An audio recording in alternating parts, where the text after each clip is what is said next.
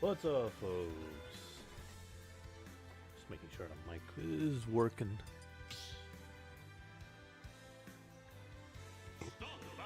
Excuse me.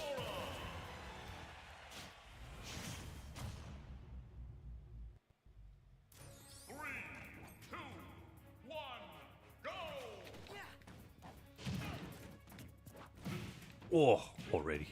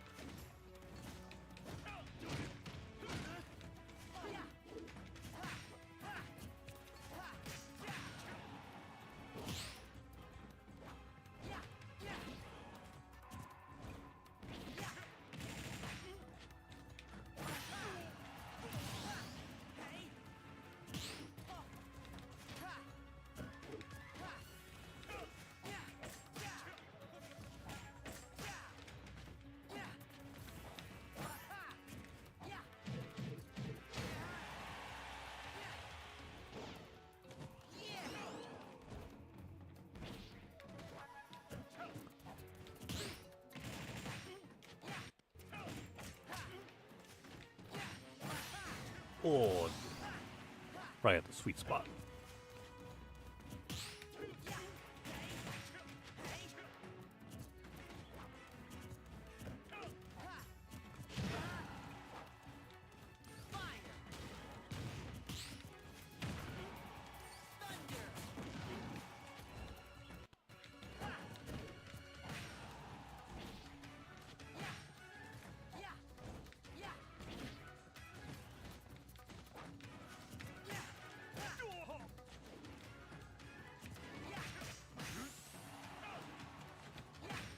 Hooah!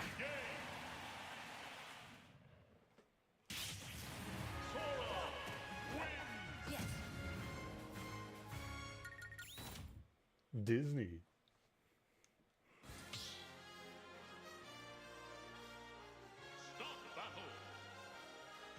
Hang on a second.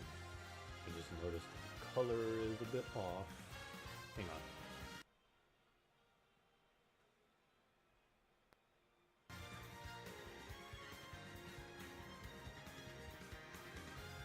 No, I guess that'll do.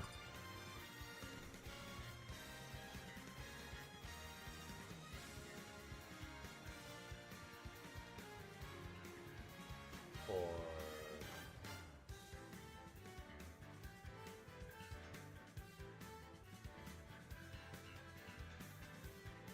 no, it's fine.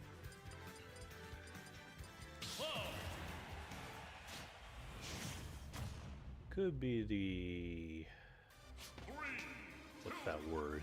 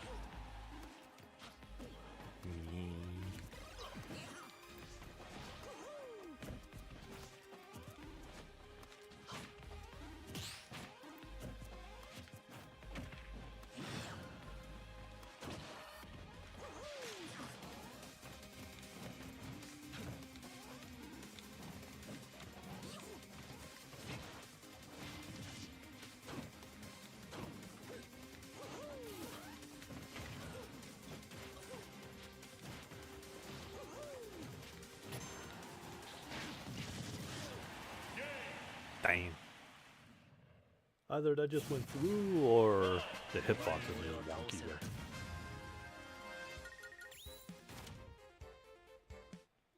Excuse me.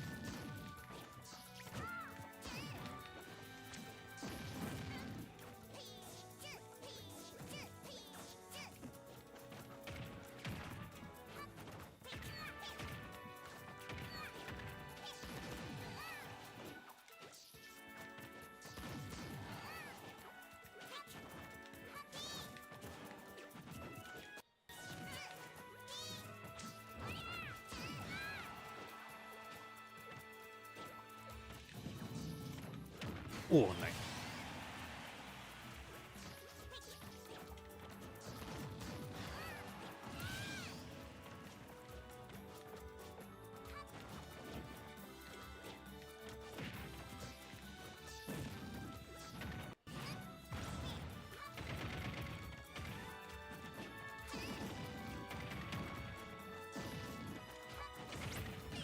Dang, nice.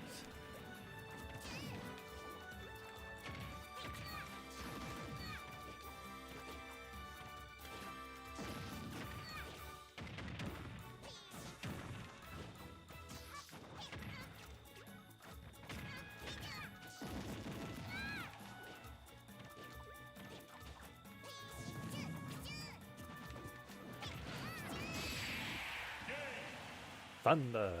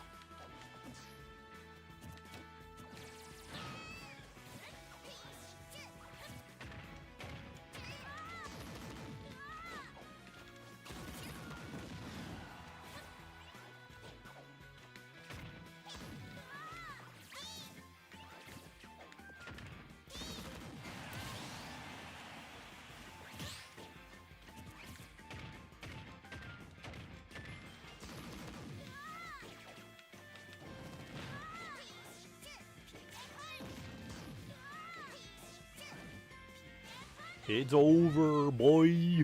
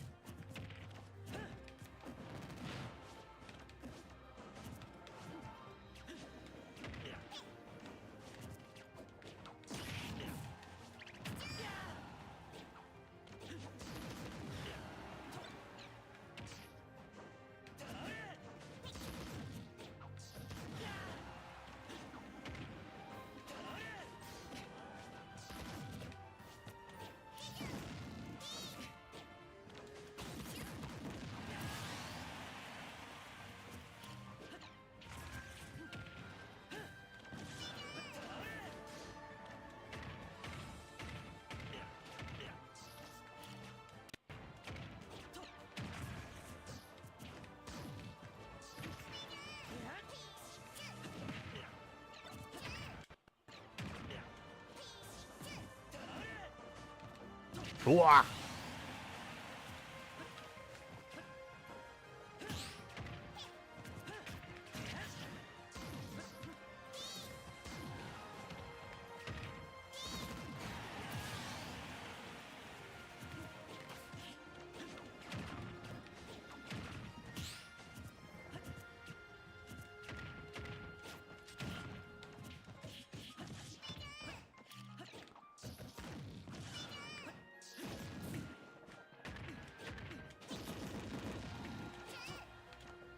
Whoa!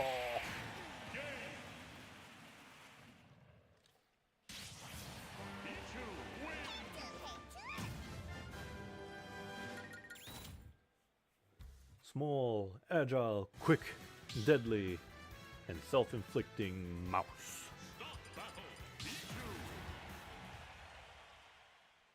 A glass cannon, as they call it.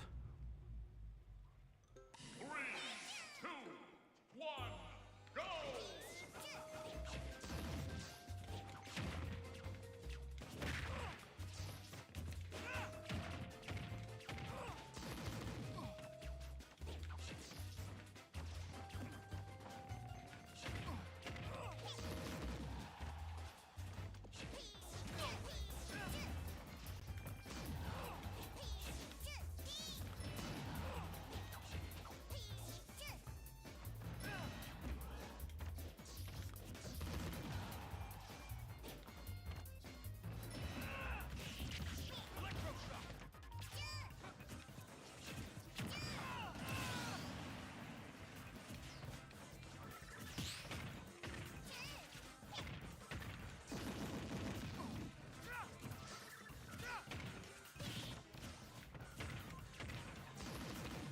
My big fat thumb hit the B button.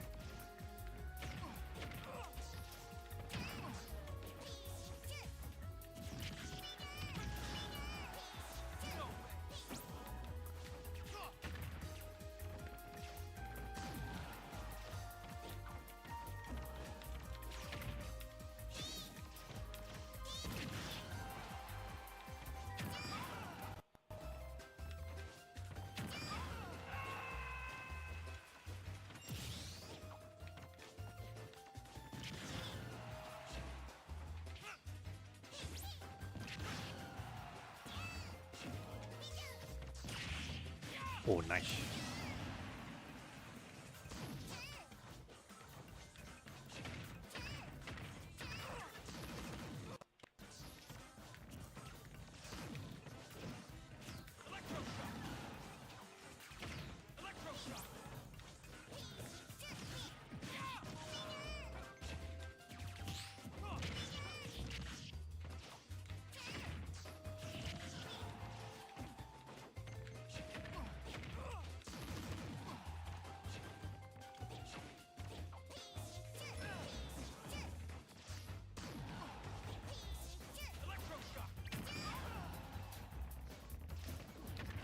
Hooah!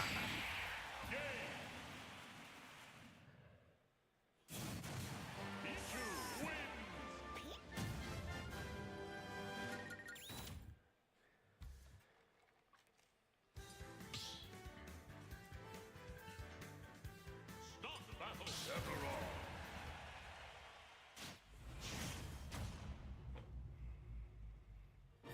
3, 2, 1, go!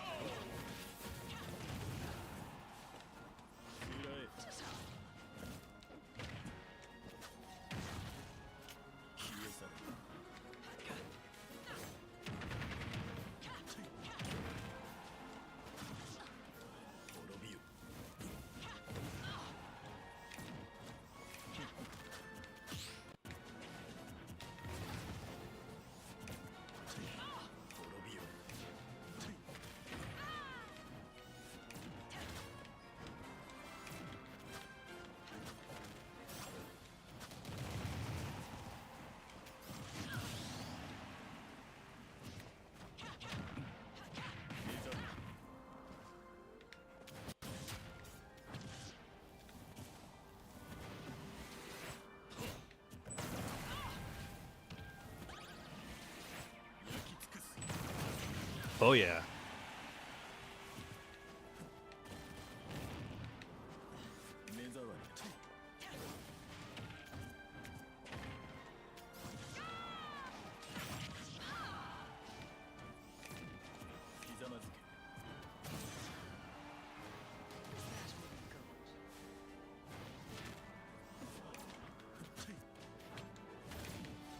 Ooh! Nice sweet spot.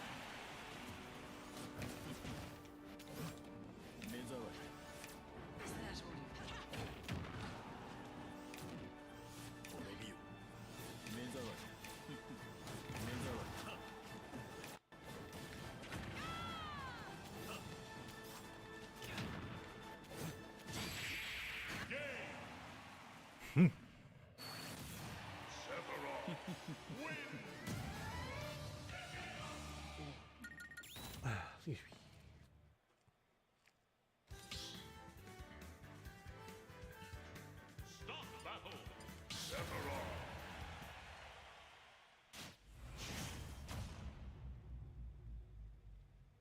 Three, two, one, go!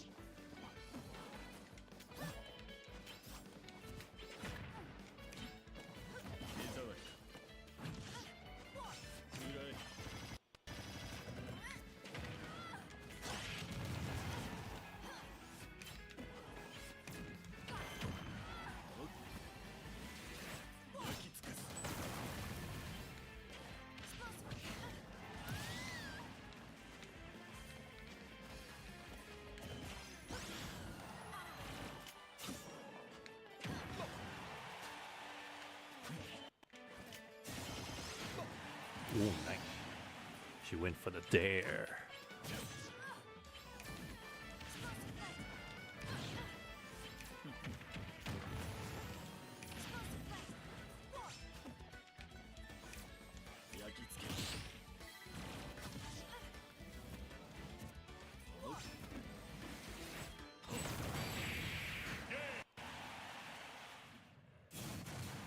Sephiroth!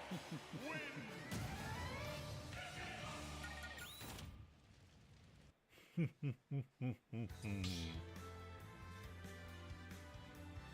Stop the battle! Sephiroth!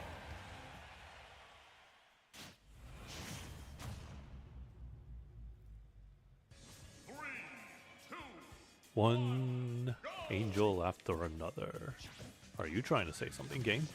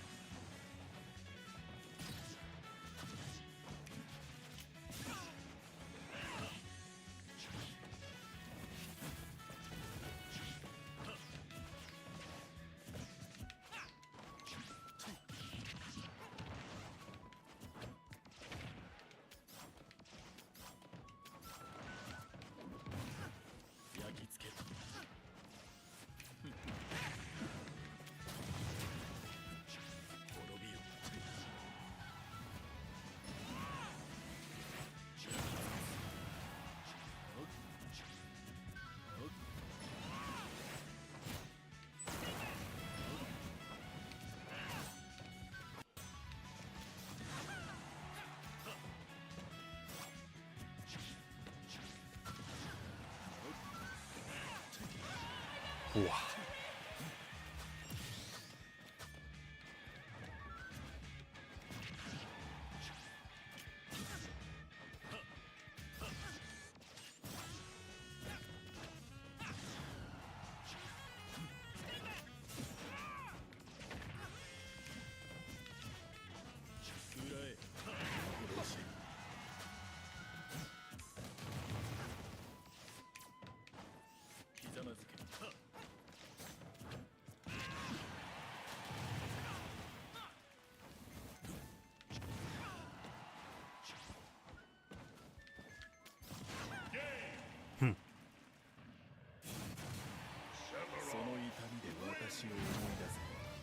Any more angels?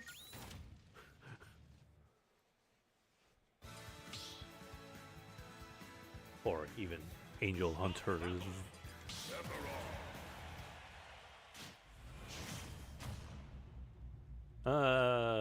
Close enough. Fairy. 2, 1, go!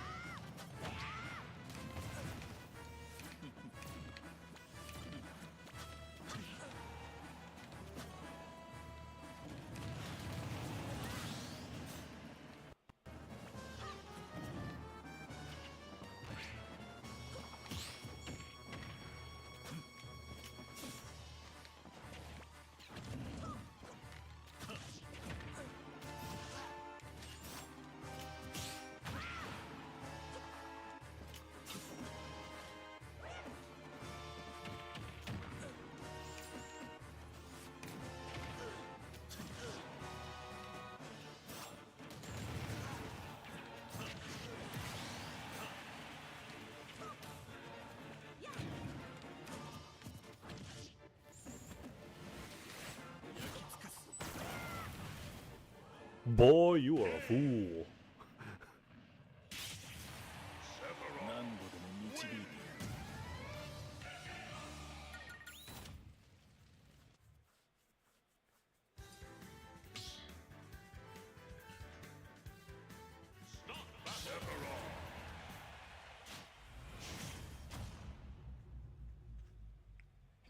3, 2, 1, go!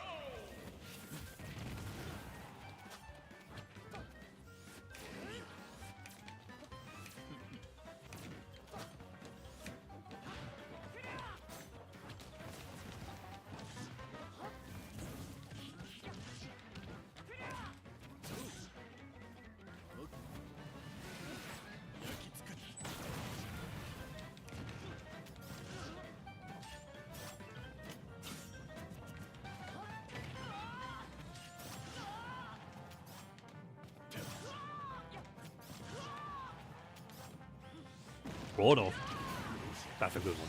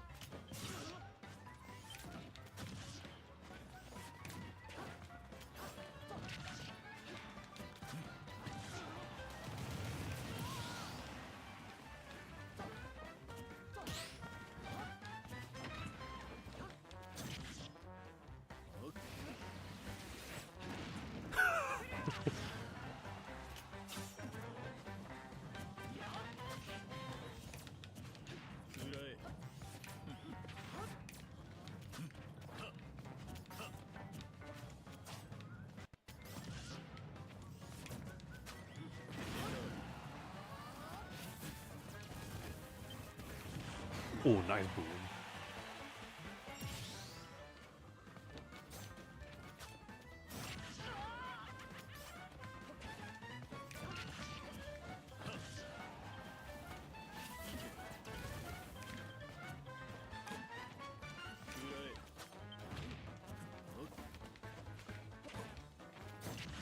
He took his chances with whack.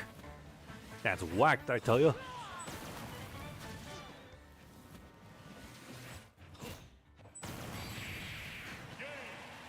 It's 1 out of 1,000 or 100 at low percent, but it's not out of the question.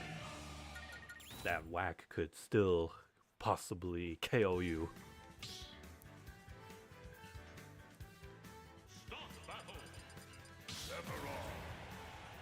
Imagine if it did. That's like Mr. Game & Watch's number 9 back in Melee when people used to make a big deal out of it.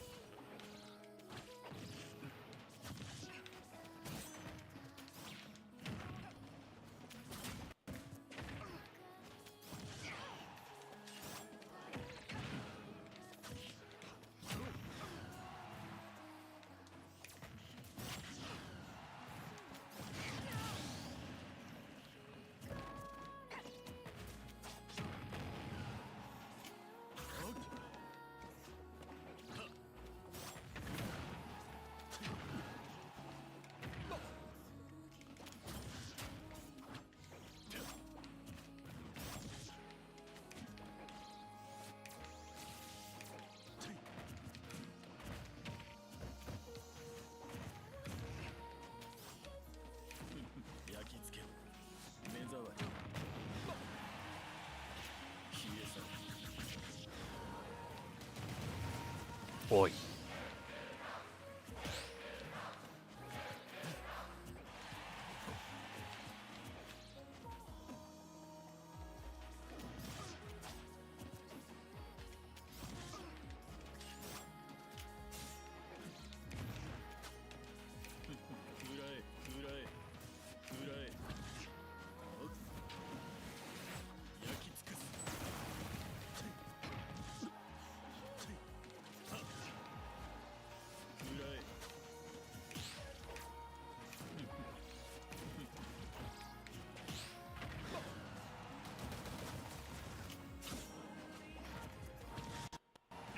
Easy. But she managed to block all 5. その痛みで私を思い出す。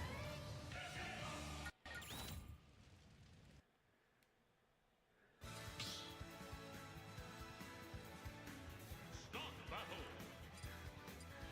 Richter.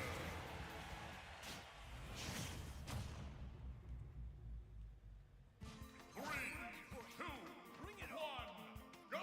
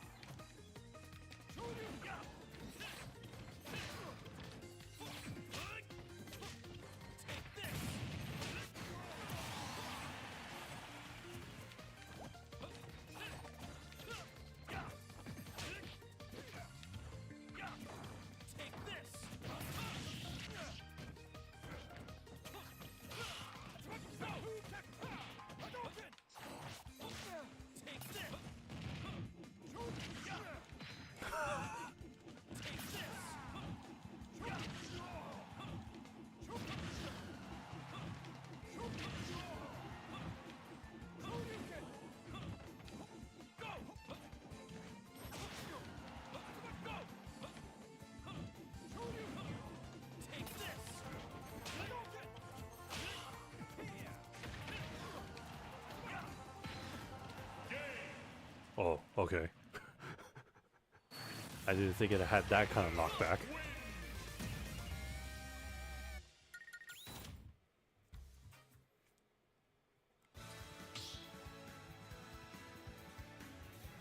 Start battle. Richter.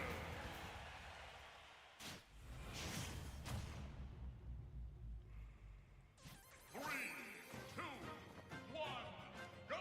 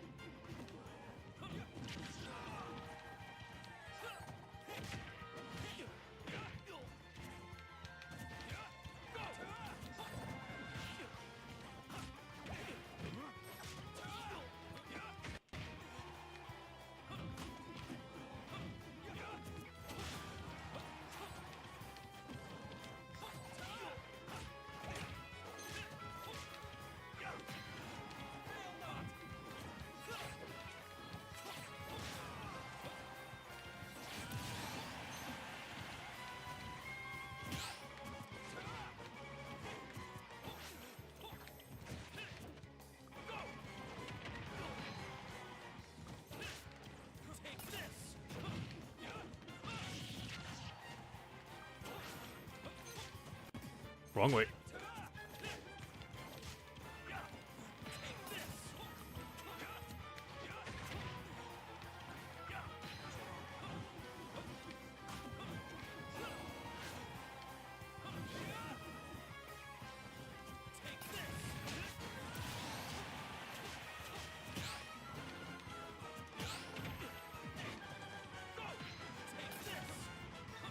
Whoa!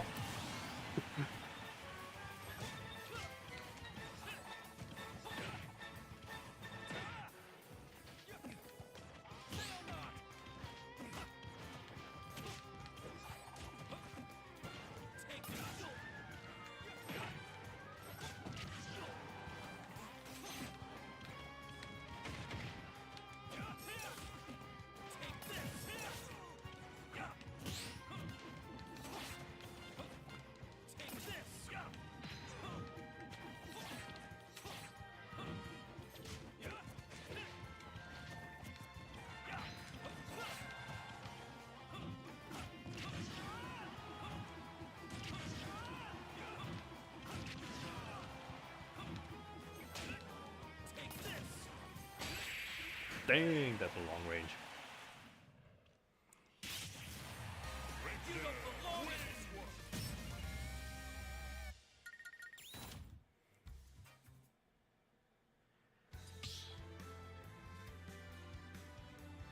Start the battle. Richter.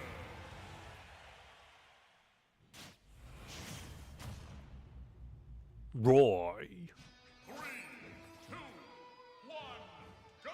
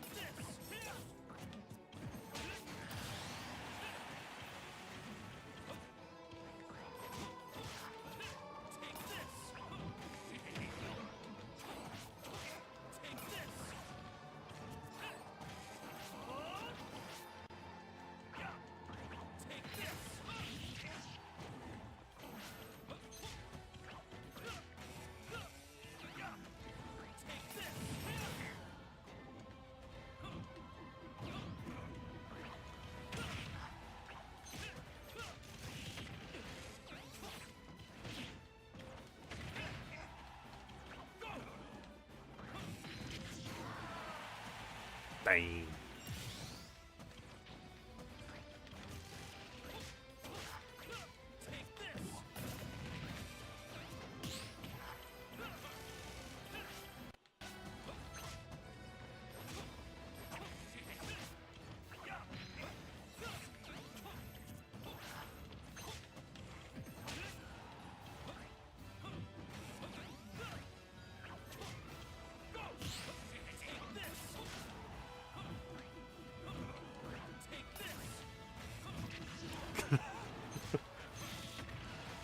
That hit stun.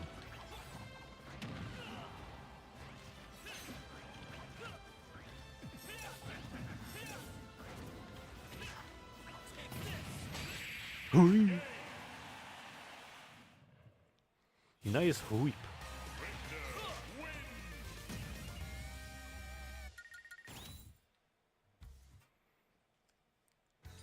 Holy water.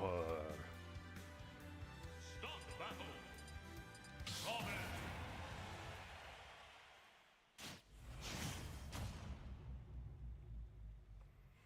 3, 2, 1, go!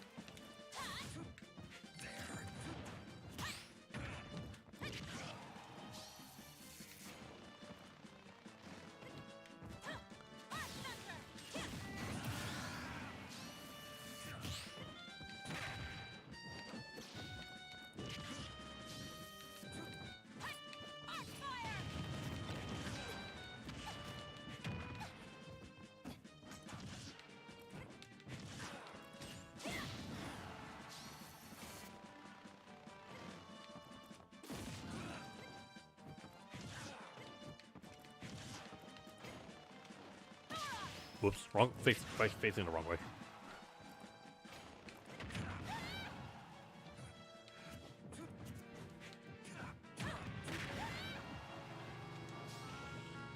Oh no. I thought he was gonna get me that time. And then, okay. Okay, Snake.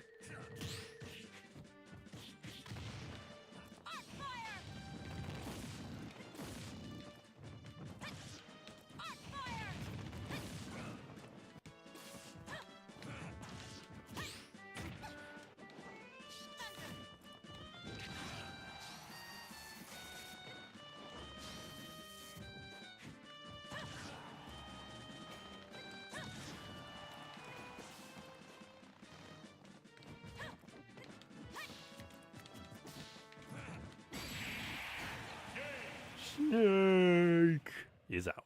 A good tactician has nothing to fear.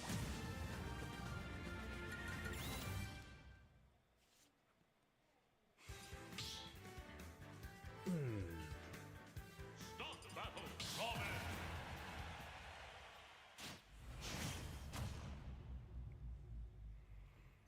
3, 2, 1, go!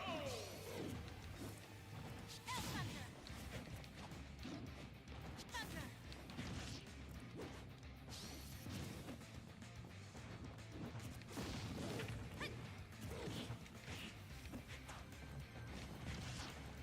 Arc fire.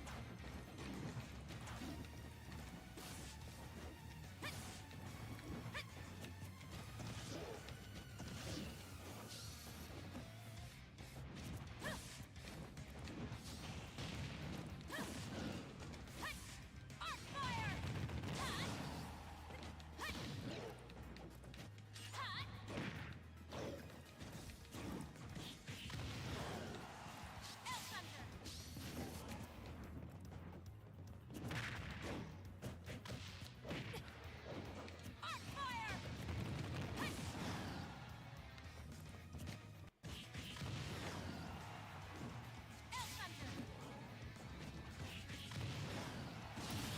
Jeez.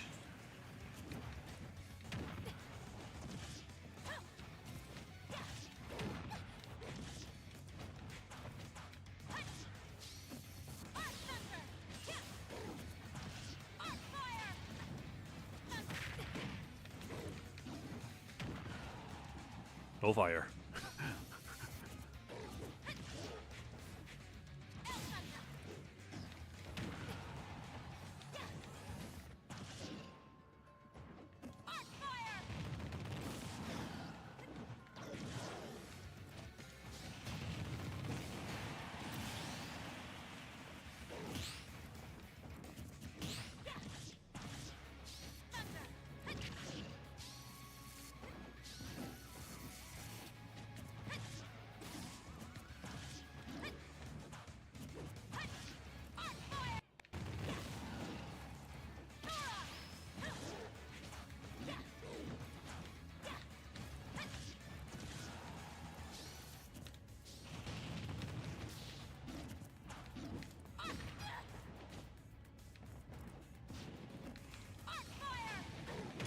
Oi.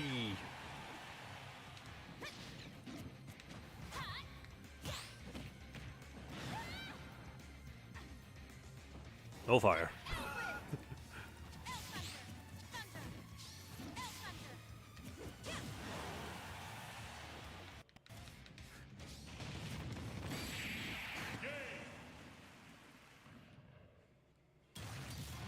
A good tactician has nothing to fear.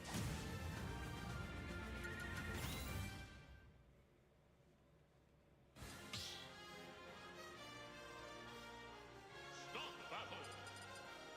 Mega Man.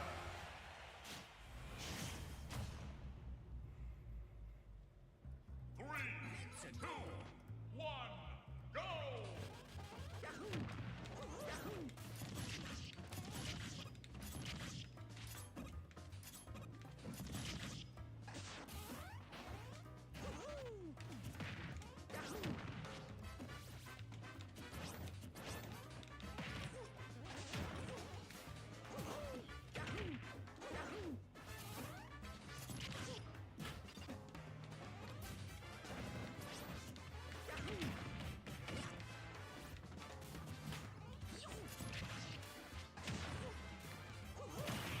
Oh yeah.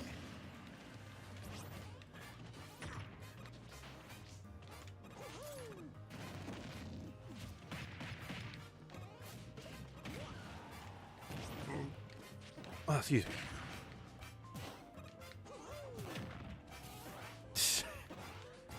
Oh no! Rush! Why? The rush coil saved him.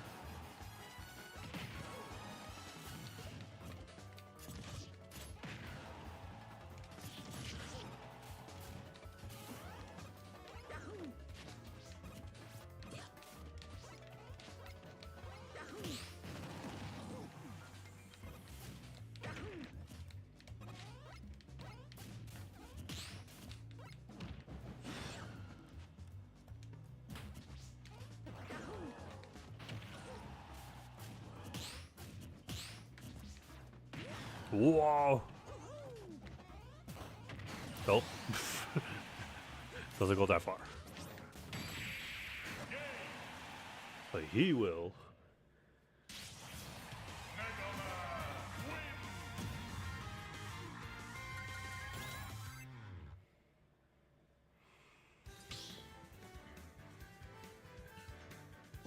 I have like 3 controllers that are in the middle of charging.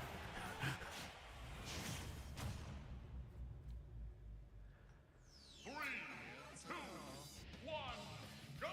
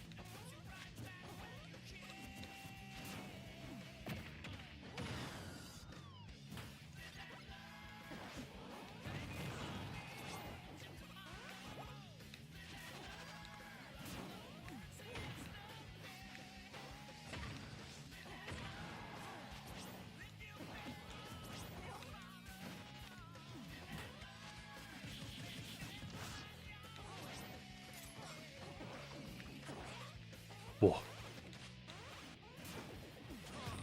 Dang, I was ready to like either block that or perfect shield that.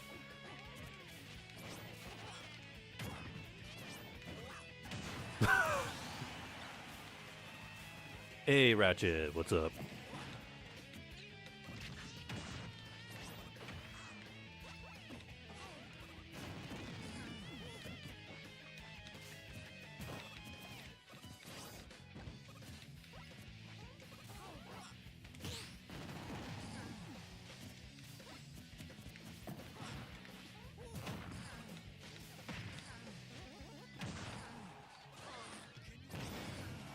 Whoa.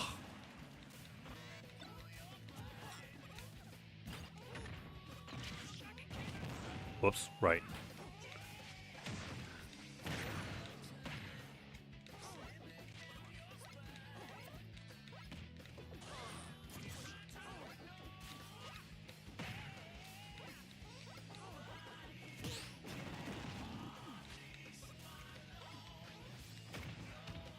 Wrong way.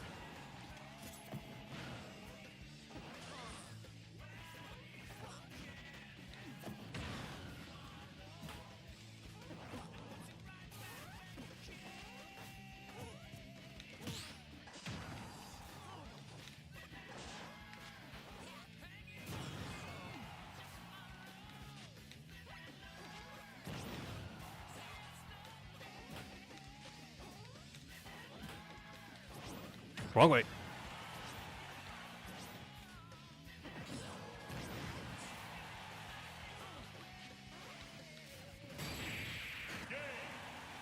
Ooh, feel the awesome.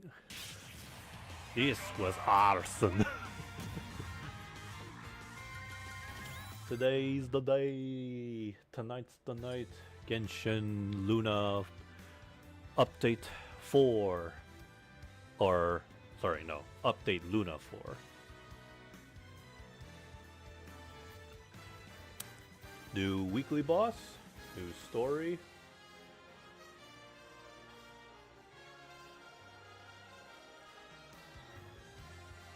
Not good. I'm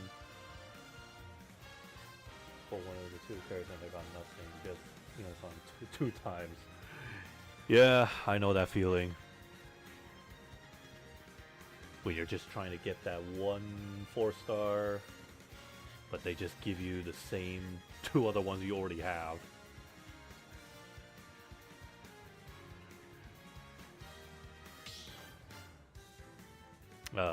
Speaking of 4 stars,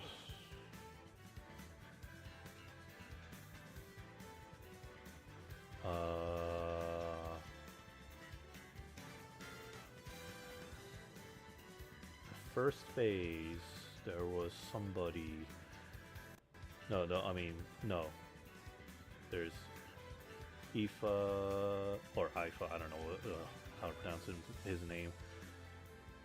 Official, and I forgot who the third one was.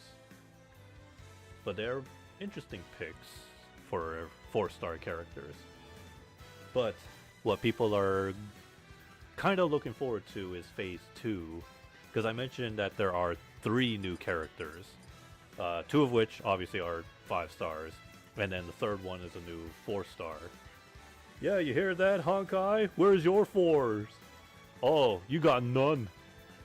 Anyways, yeah, this is the update that's going to drain a lot of people's Primo Gems, and I guess for whale players, they're gonna. My wild guess is they're gonna double down on swiping the credit card. And it's not just because it's 3 characters. You also have to remember there's also 2 new 5-star weapons dedicated to the characters, and reruns. I forgot who the reruns are, but yeah. But this update was to be expected to be a big spender.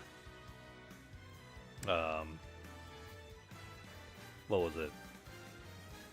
But at the same time, there's going to be an event in February, which, as I've mentioned many times, you know, Chinese New Year's is in February, so the Lantern Rite will be in the same month, where Hoyoverse will be, the Genshin team will, you know, sort of shower players with some goodies. And then, what was it? And just like with every Lantern Rite, you can choose 1 out of, I think there's now 11 or 9 4-star leeway characters of your choice. There's going to be a 7-day login in the first half of the update, so make sure you tune in on that 7-day login. And then at some point they're gonna send an in-game mail login claim for 1,600 Primo Gems, which is a free 10 pull. So technically speaking, that's like 20 free pulls if you're saving it all together. But I don't remember when, what days exactly. The 7-day login starts, I imagine, when the update goes live. But I'm not sure about the 1,600 one. That's at some point. Weapon banner, I got 4-star bow and a catalyst out of nowhere. I got a 5-star weapon called Primordial Jade Wing Spear Polearm. I think I know, if I'm not mistaken, that. Actually, you know what? No. Let me see. What is that? Oh, right. Keyboard not plugged in. Primordial. I don't know how to spell Primordial. What is it? Sorry. Jade. Oh, Wing Spear. Ah, that weapon. That one's a pretty good weapon, actually. I equipped that for Raiden Shogun, yeah. But it's a pretty decent spear, 5-star spear, where after 7 hits, the tip of the spear glows, which indicates that it has reached to the granted buff, which I forgot what it was. Like when it reaches to the 7th hit, it gives you an increased attack or something like that. But aside of that, the substats that it carries is crit rate. So if you're gonna give that to a character that needs a crit rate, then you can give it to them, or just give it to whoever your main. Doesn't matter who needs the crit; it's up to you. But yeah, like I said, it's a pretty decent spear. In fact, by the time you have a decent polearm user, you will stick to that. That's definitely going to be your main spear.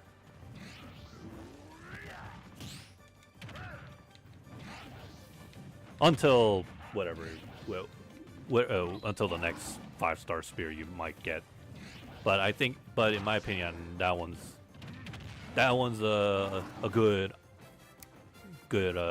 main meta, I want to call it. It just shines.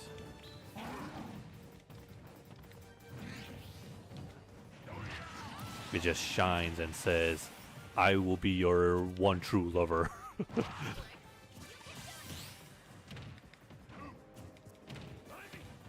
Well, wrong way.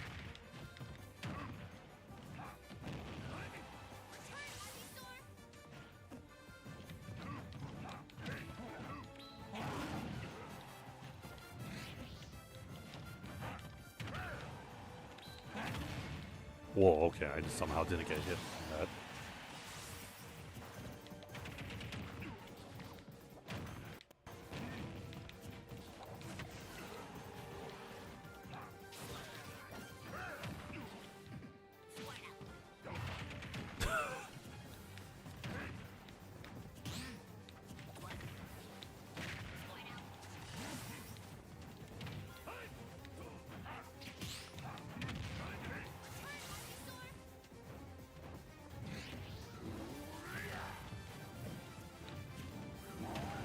I meant to do up smash.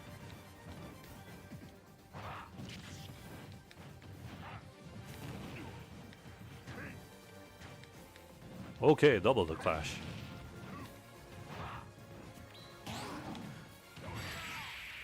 That's right, Neo Dragon. I love that moment, that hit stun moment kind of looked like Ganondorf just executed Charizard's head.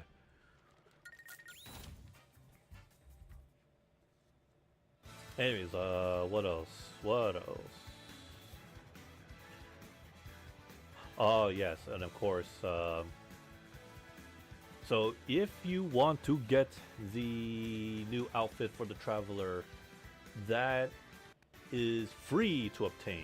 All you need to do is just play the latest story, which, even if you're not there currently, you can still get it. It's a permanent reward for players. Finish the Marrow and then Fontaine in no time. Oh, I think you're gonna love Fontaine. The prophecy of the entire city and land will be flooded. Anyways, yeah, so the outfit, it's not the new outfit for the Traveler is not paid microtransactions, and I did for sure. I read it some couple of times just so I wasn't going blind. It did say to get the outfit, you just play the latest story, complete the latest chapter, and then that's it. And as far as I can tell from the blog, there is no expiration date. There's no sort of like microtransactions, but yeah, I think I have a good feeling it's going to definitely be a permanent reward, because I feel like it's one of those cases, like it's definitely one of those cases where it's part of the main story, like some items that you keep throughout your journey. Let's just hope, though, that it stays free. Because again, I checked the blog, there's like no deadline of any sort. They never mentioned any of that. No sign of microtransactions. So let's hope that somehow Hoyoverse doesn't get greedy, but it shouldn't be because I'm sure it's part of the story. I bet you there's gonna be during the fight with the Doctor, whatever. I bet that's when the Traveler is gonna be gifted, either after or before the fight. Oh, and upon getting a closer look at the outfit, I like how the color palette swap basically. The color palette basically swaps. Either gets that white and light turquoise, light blue color that Lumine has, and then Lumine's outfit is white and brown, just like Aether's. So kind of a nice swap.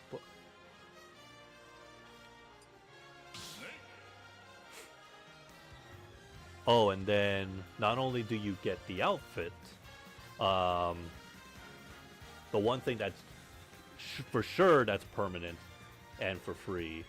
Once you beat the latest chapter, the Traveler unlocks a new talent, which I still don't understand. I read the blog. I'm a little confused.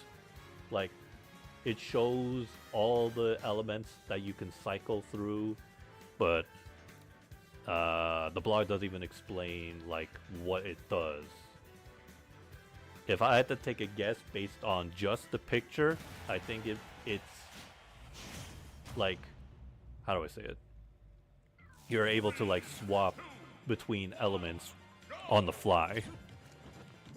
That, or it could be one of those, it's a passive talent where maybe the Traveler just gets like elemental bonuses based on non-crate gimmick, maybe. Although it would be nice if the Traveler could just swap between elements rather than keep going back and forth to the Statue of the Seven to change it.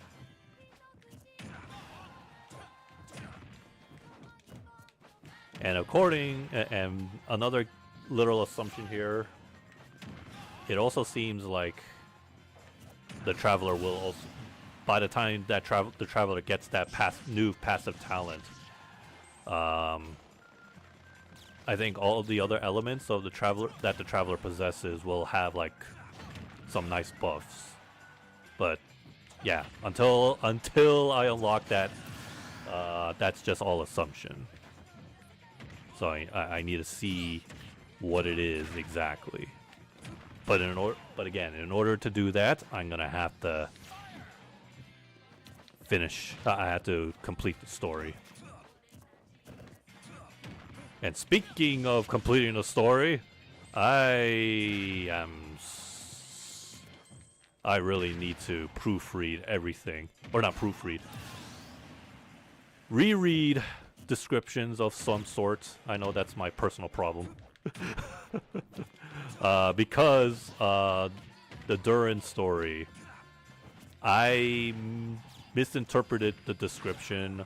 Apparently, so like, if you remember in some five-star character stories, if you complete them, you get like rewards that allow you to ascend them if you ever get the character. But there's like a deadline. And the description that I failed to read is that it says you have to have 5 calendar days in order to progress through the story. Because unlike any other, or pretty much all of the other 5-star character stories, you can do those in a single day. But Durin's story, again, the description says you need 5 calendar days, which means his story is not like something you can do in one go. It's a day-by-day progression. And because of that, I'm not getting the bonus rewards. 60 Primo Gems and all the materials that you need to ascend Durin. Not that I don't mind missing out on that, but 60 Primo Gems, gone. out of my hands because I failed to to read the description there. I thought it was again. I thought it was another case of like every other 5-star character story where you can just do them anytime, no deadline and such. But of course, only the rewards usually have a deadline. But it's like, ugh. I mean, I can still do the story. It's just I'm gonna miss out on the rewards. What kind of mini store are we getting for Lantern Right? Well, we can guarantee one thing. It's gonna involve the new character, Venti's sister. What was her name? Wait, hang on a second. What was her name again? It's like 5-letter words and I can't even remember it.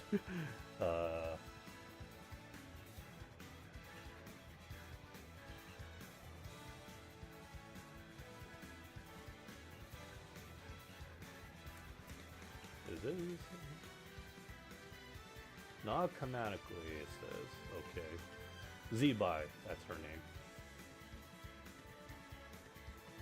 Oh, it's a fan theory, of course.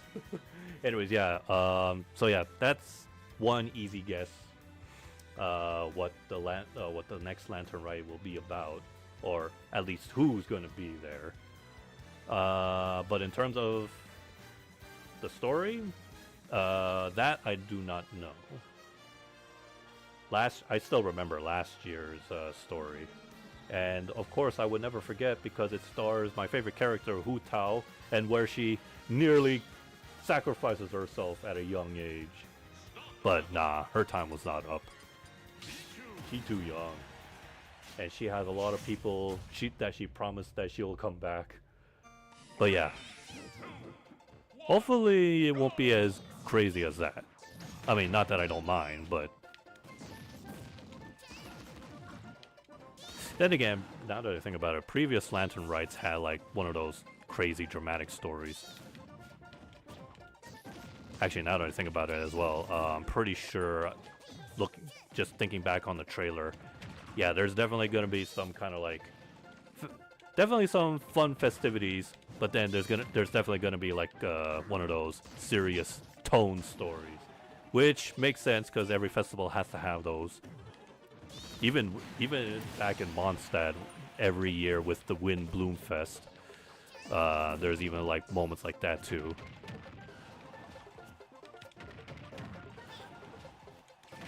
It's not a Genshin festivity without the drama.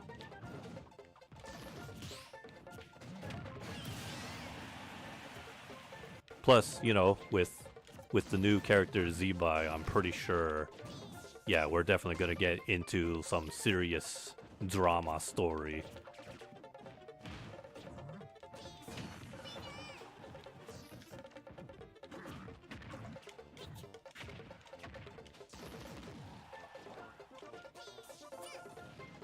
Looking forward to that.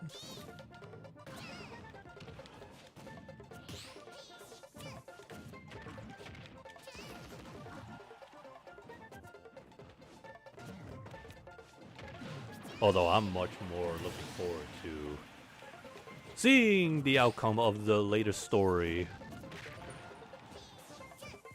Will this be the update where the Doctor dies? I hope so. He deserves no redemption after everything he's done.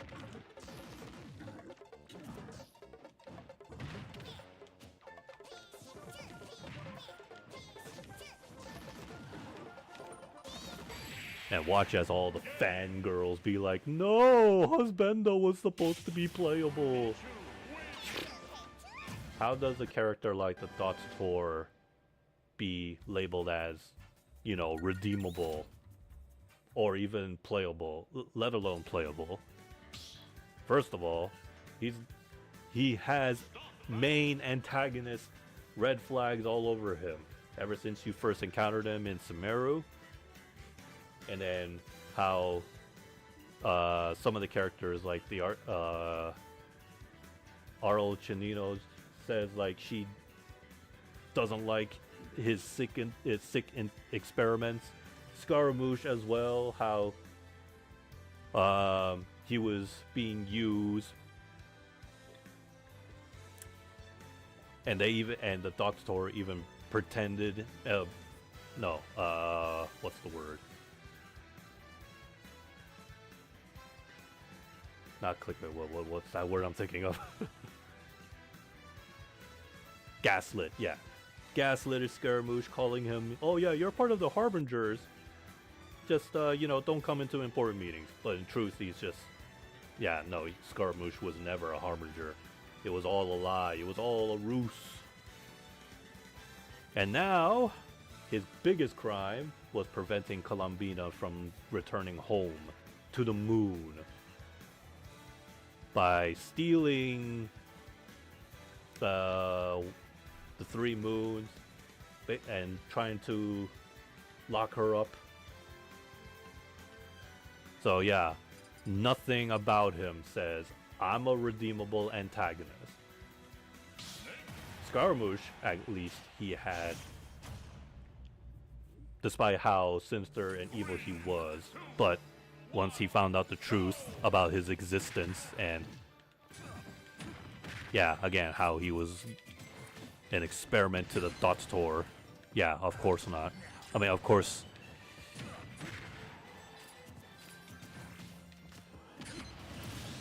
Of course, Scaramouche was just a victim.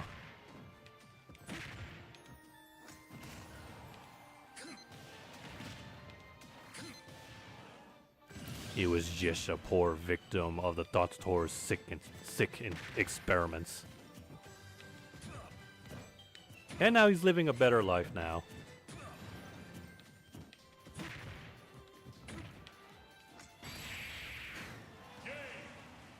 And considering that his appearance in Non-Crade doesn't seem to be a coincidence. I think he did say it, like he arrived to Non-Crade for one thing, but the other thing is, yeah, he had a funny feeling that the Doctor would be there, so he just wants a little bit of revenge. And yeah, combine that with Arlo Chinos and Sandrone. Yeah, the revenge hit list continues to grow. Even the Harbingers would turn against each other.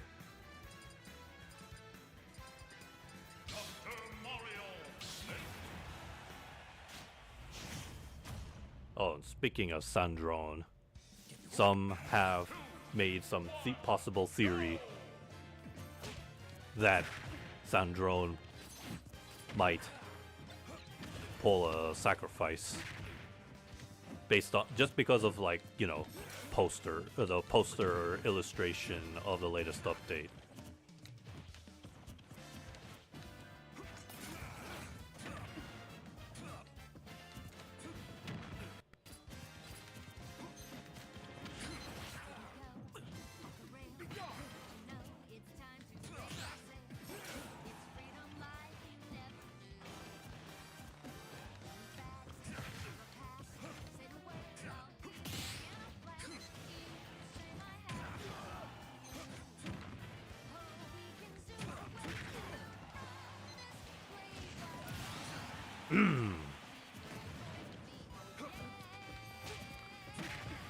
The update, rather than starting at the maintenance, rather than starting at 6, it started at 5.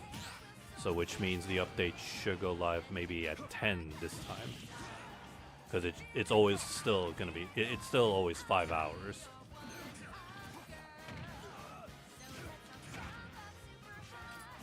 Well, I'll take that over 11 p.m.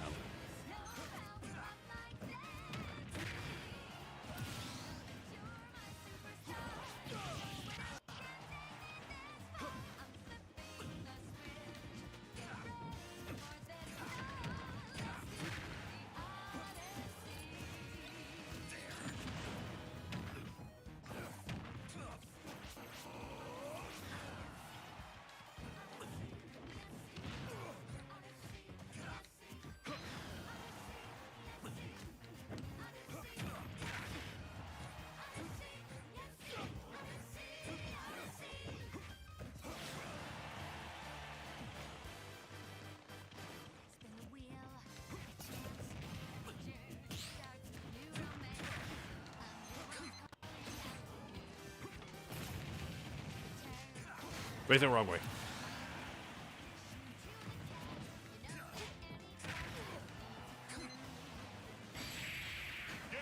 Farewell, Konami brother.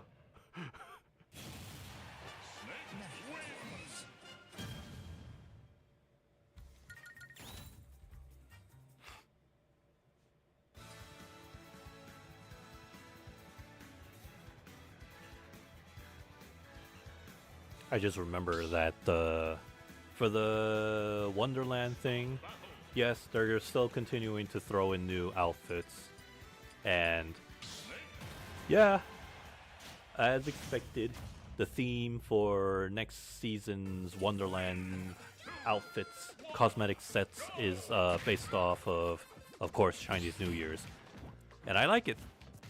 They look pretty nice. There's even one where you get to dress up as a horse. Well, yeah, because of, you know, what was it? It's 2026 is the year of the horse.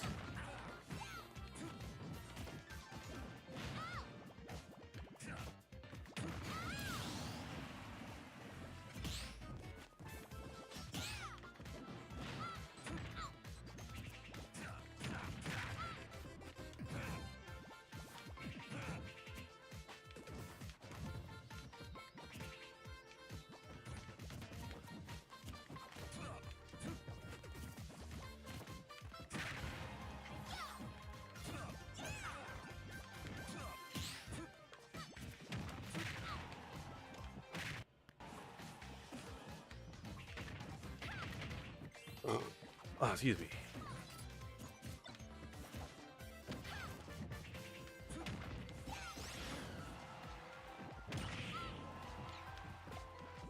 Oh, nice. Wasn't expecting that.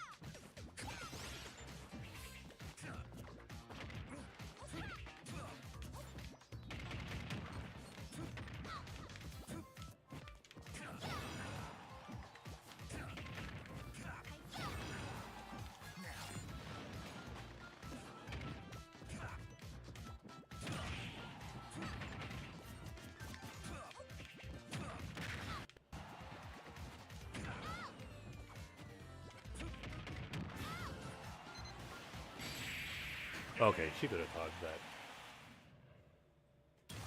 Saw a game based on those fake ads. You know, the ones I'm talking. Oh, yeah. I haven't seen the any new games that were in the Wonderland. It's currently on the trend list. Of course, it is.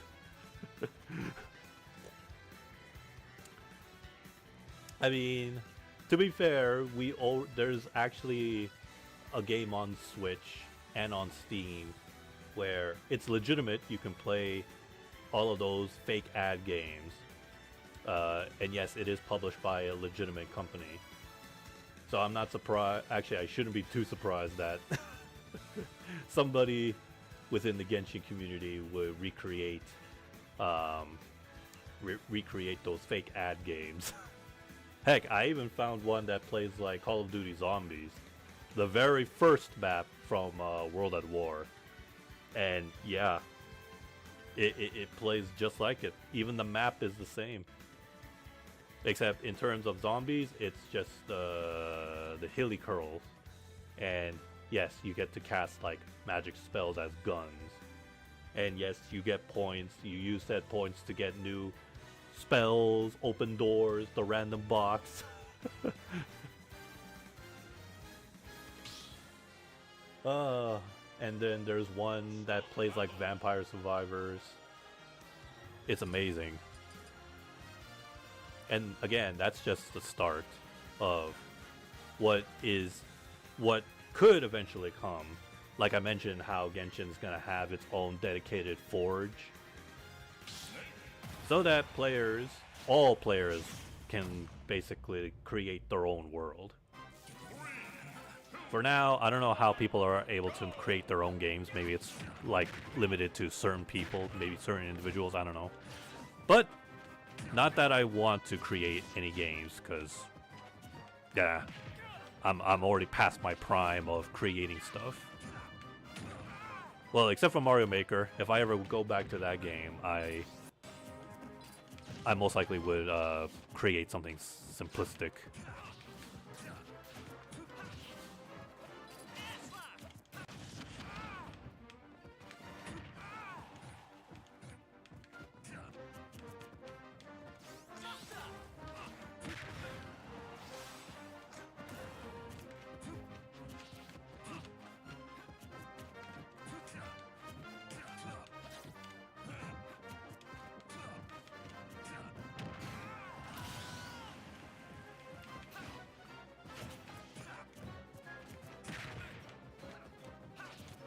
Oh no!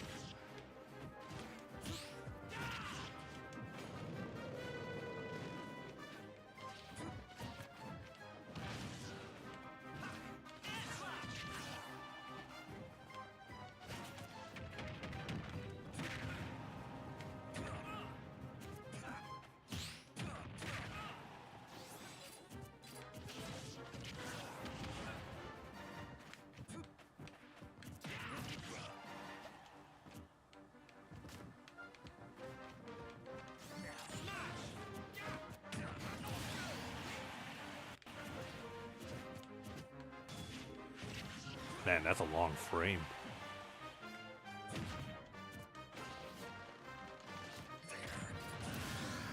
Wait, did I play? No, I didn't. I don't know where my C4 went.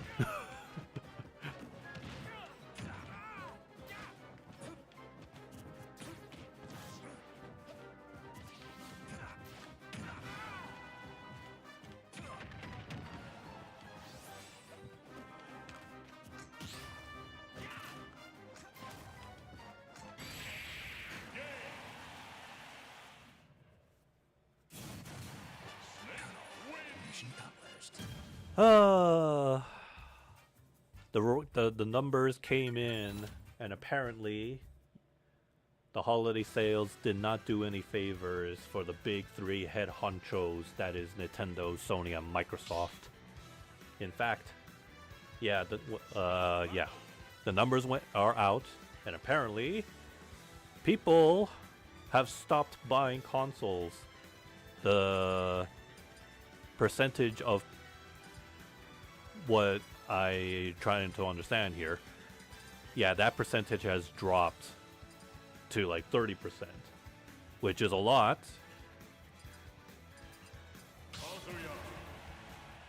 So basically, in other words, people were not interested in the Switch 2 or an Xbox Series X, not even a PS5 Pro. And in response to that, Nintendo did sort of respond to increasing prices, but no, that doesn't mean they're doing anything about it.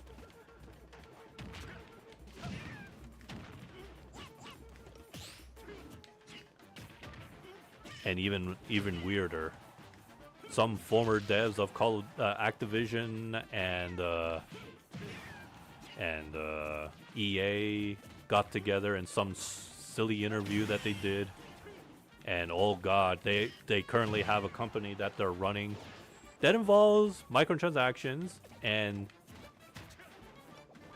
the interview was going off saying like how these two think indie games should also start doing season passes and microtransactions.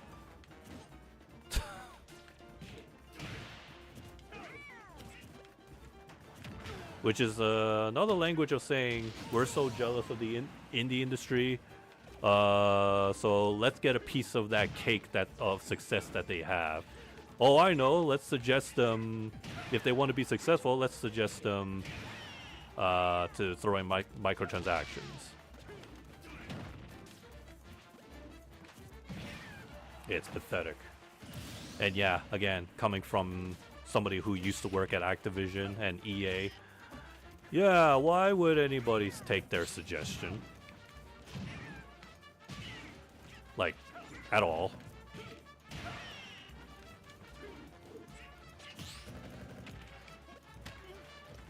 Not even nobody, not even Sandfall would fall for something as stupid as that. Not even Team Cherry Games.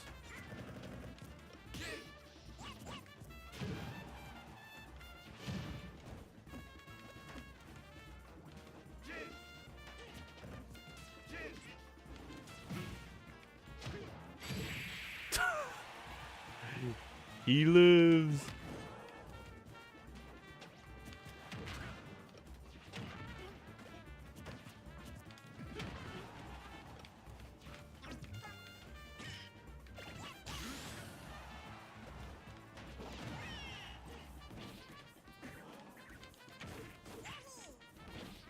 I got pushed down by a kick. And somehow in the process lost my second jump. Anyways, yeah. I was watching a video where somebody was touching on that topic, on that article, and all I did was just shake my head and be like, ugh, typical AAA company brain cells right there. And then they're also saying like, yeah, you know, $100 games, it was gonna happen, but I think it's justifiable. Because, I mean, look at GTA, it's gonna be $100 and people are gonna buy it anyways. Oh yeah? Well, maybe they should ask Randy Pitchford, who he thought by increasing the price for Borderlands 4 and people would still buy it. Like he literally said in an interview or some article, like he said something like, if you're a true Borderlands fan, you're gonna get that, you're gonna find a way to get that $80 and spend it on Borderlands 4. Reality, it didn't. And then he was confused. He was complaining on the internet. Why aren't people buying Borderlands 4? And then the truth was all there in his face, but just like every AAA company, they pretend it didn't happen. Like they just turned their eyes away to avoid responsibility. Which is, I'm sure you've already heard, Borderlands 4 when it came out, it was hardly playable. No matter how strong your gaming PC was, it was just unplayable. It wasn't optimized properly, and yeah, that's why people didn't buy it. The price was one thing, but then the price didn't really, justify the poor optimization that the game had.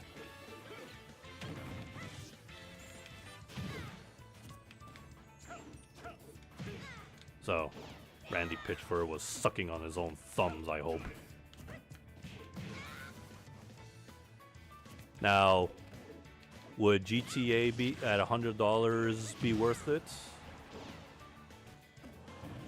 Well, some say yes, because it's a game that people will definitely find $100 to spend.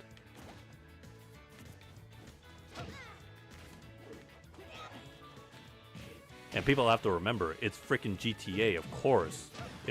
People will still complain about if GTA 6 was going to be $100, but at the same time, people will be like, oh, it's fine. I mean, I waited decades for the next GTA, so of course I'll buy it.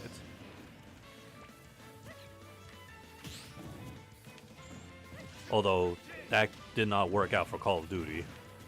That's because some folks are already getting that Call of Duty fatigue. I got my fatigue after Advanced Warfare.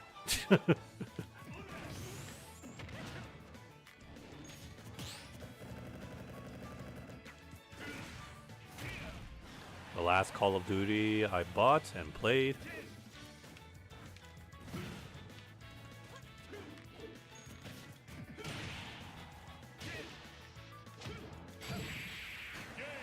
and the last Call of Duty that I kind of did enjoy. Kazuya Mishima wins. But then, yeah, it all fell apart afterwards. Nothing of value was lost. And since then, it's been going nothing but down, down, down. Every Call of Duty game could not even surpass the original Modern Warfare 2's success of how many units that game sold.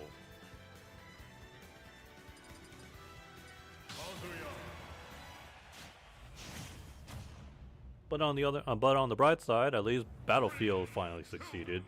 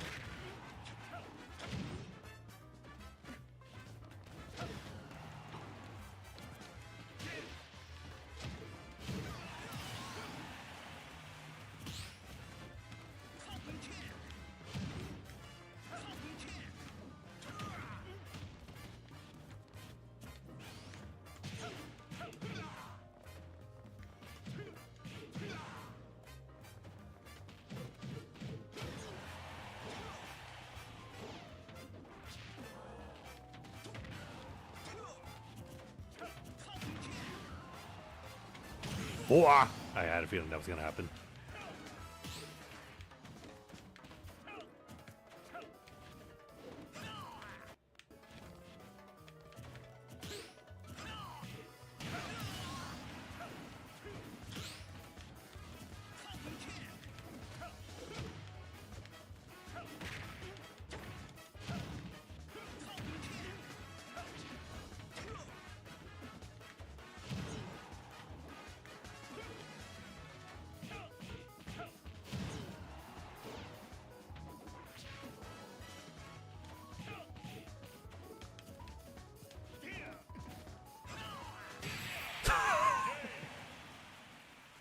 Such a silly move.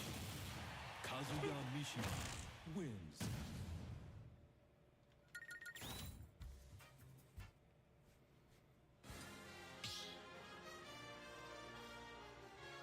Stop battle.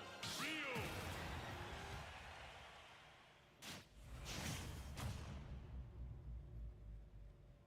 Three, two, one, go.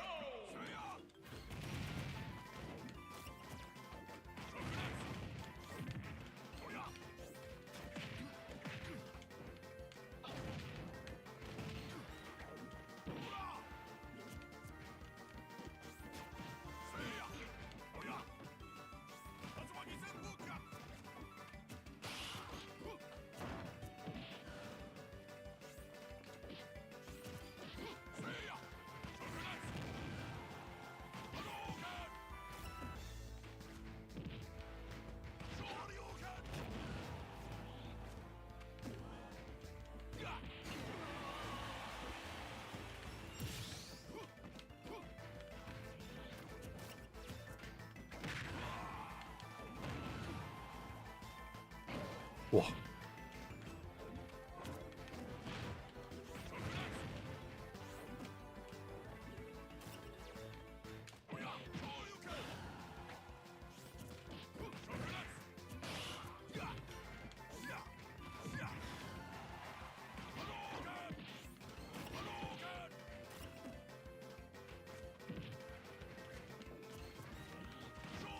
Dang it.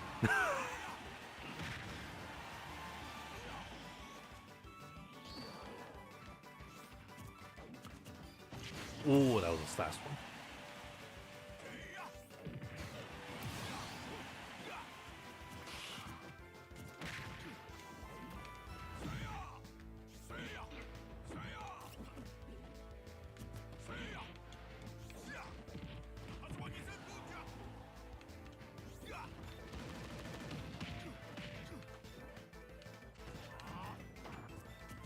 Whoop!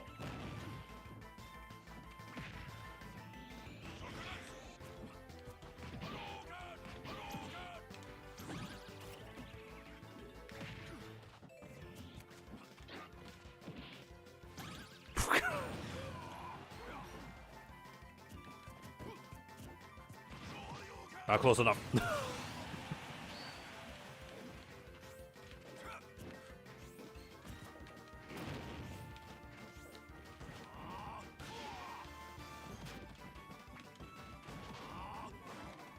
Yay.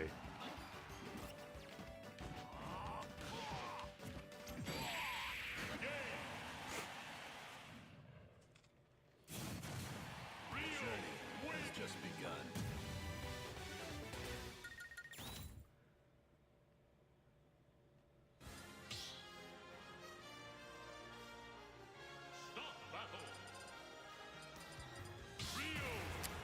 Slowly, bit by bit, I am slowly losing interest with Honkai Star Rail. That I feel like, in all honesty, I feel like I might actually uninstall it at some point.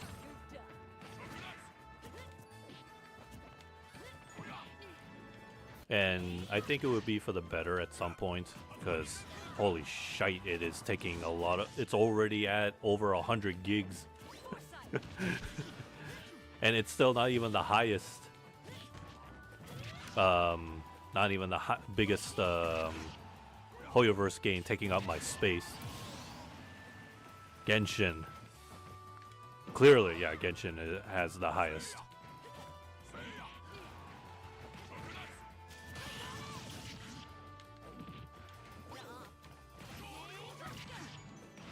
Oh, whoops.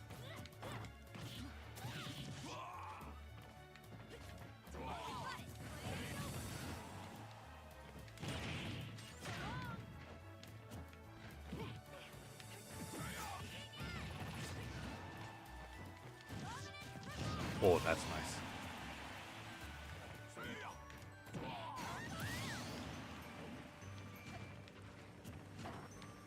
Once upon a time, I still remember when Genshin was only 10 gigabytes worth, and all you had was Mondstadt and Leeway. 5 years later, now it's over like 164 gigabytes.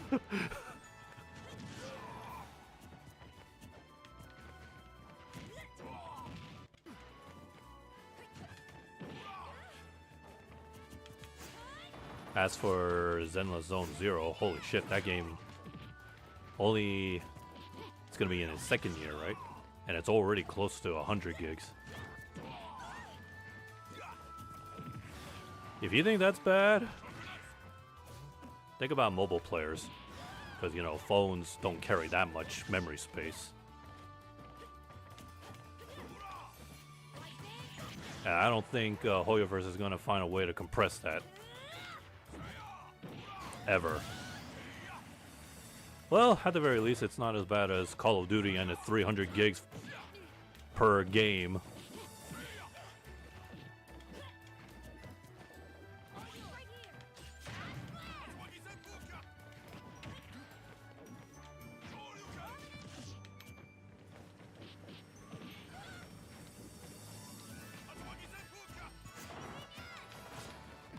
Well, no.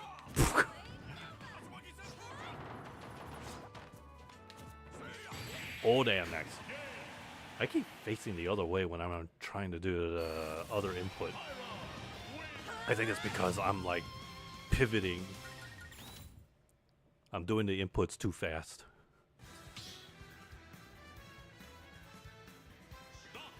Oh, it's on.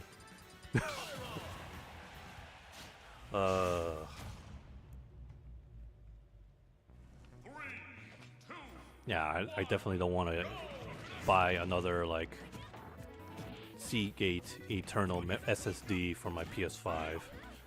Even if I get a 2 terabyte, that thing is shitty expensive.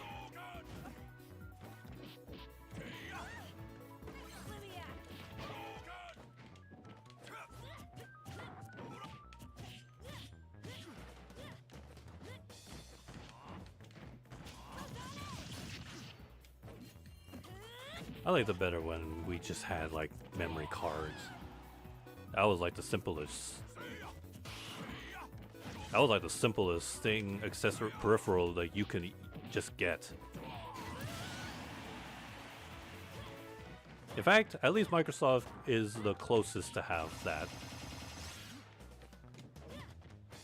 There's like a little memory card like thing that you can get for your Series XS.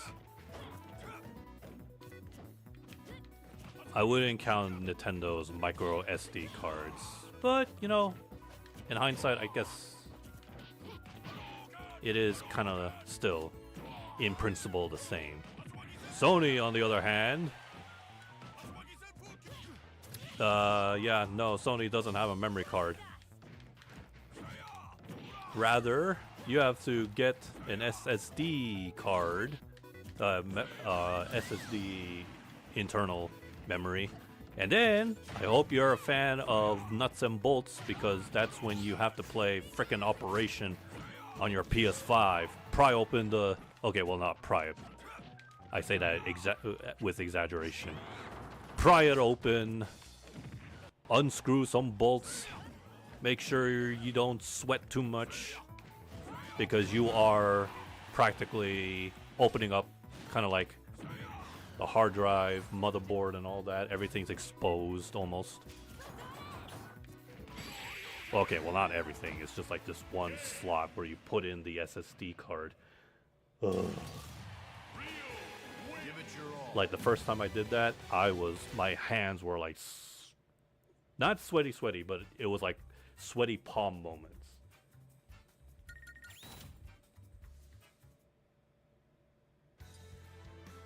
In the past Genshin update, why did they change the gadget wheel? I have to...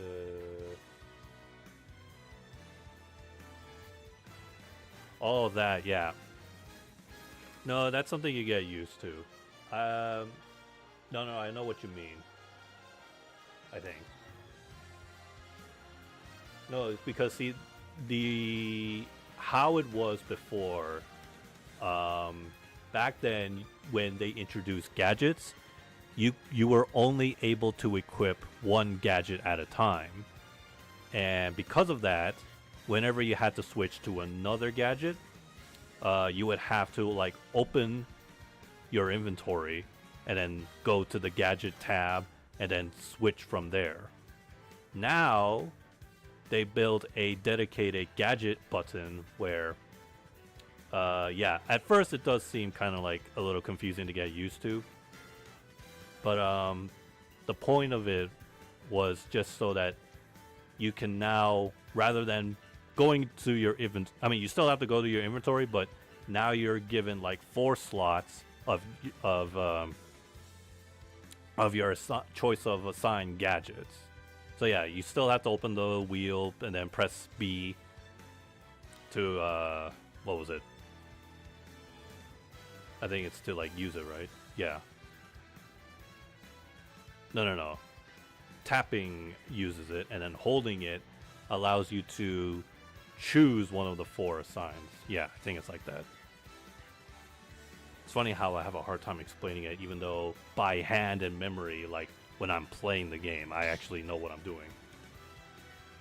Yeah, yeah. Again, for me, it was a little confusing at first because yeah, the button prompts were, well, elsewhere. But it's just something you have to get used to eventually. But then again, and trust me, then again, you're not going to use the gadgets that much. Except for during exploration, when you're like in a new area.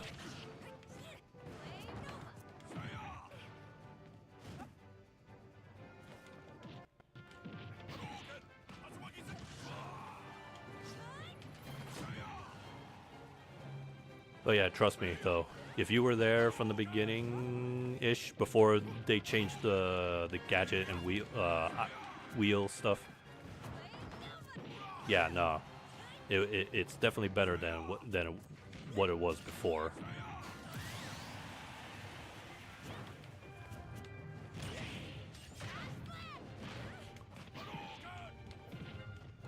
In fact, the item gadget switching was, in a way, if you ever play like a Link's Awakening, it's kind of like that.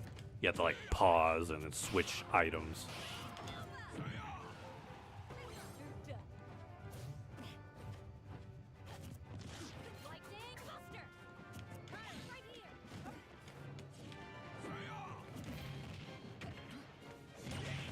Dang.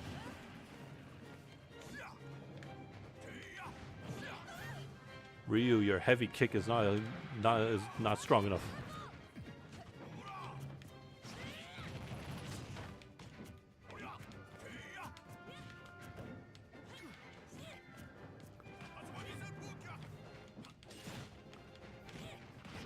Whoops.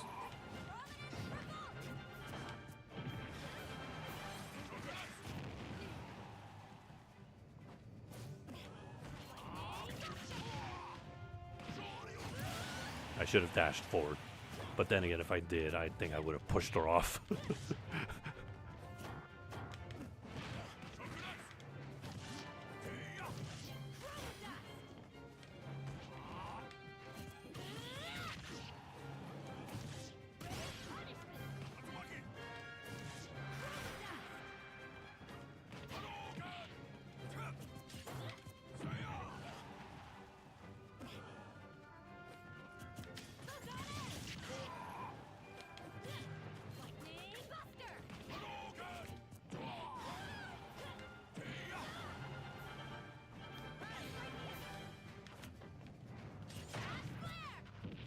Dang it.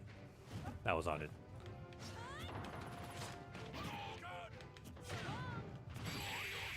There you go. Has just begun. I'm up by 1, so that's it. Start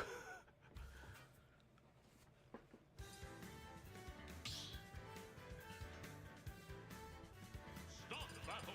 Honor.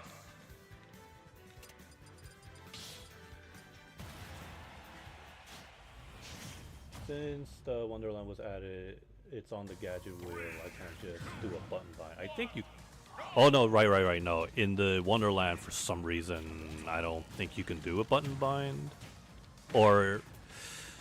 I think you can, but I think if you try to bind the buttons in the Wonderland world thing, Wonderland thing, it might mess up with certain mini games.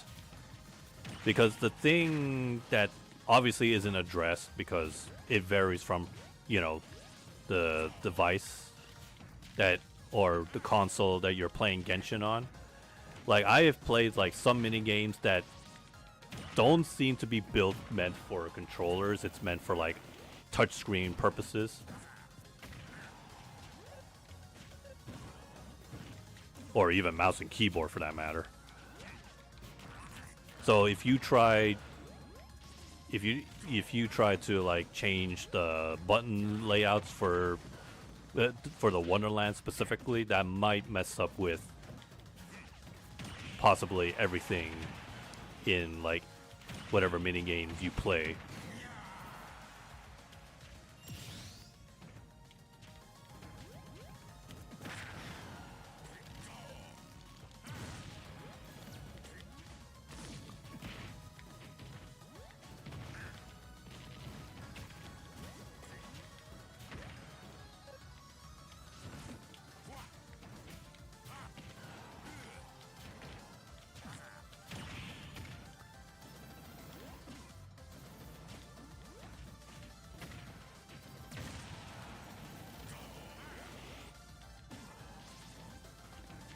I'm pretty sure you can do a button bind.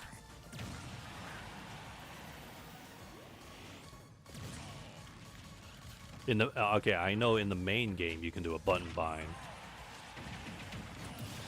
and I think you can even customize the wheel. Should be somewhere in the settings.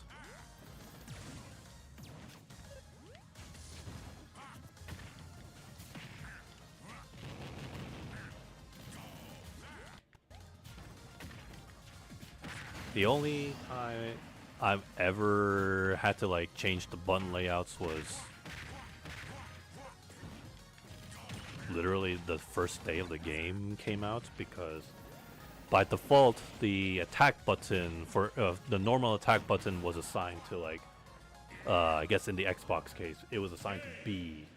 For me on PlayStation it would be circle, and I was like, nah, my hack and slash games I do not I don't feel comfortable with the normal attack button assigned on circle, so I put it on square, where it should always be.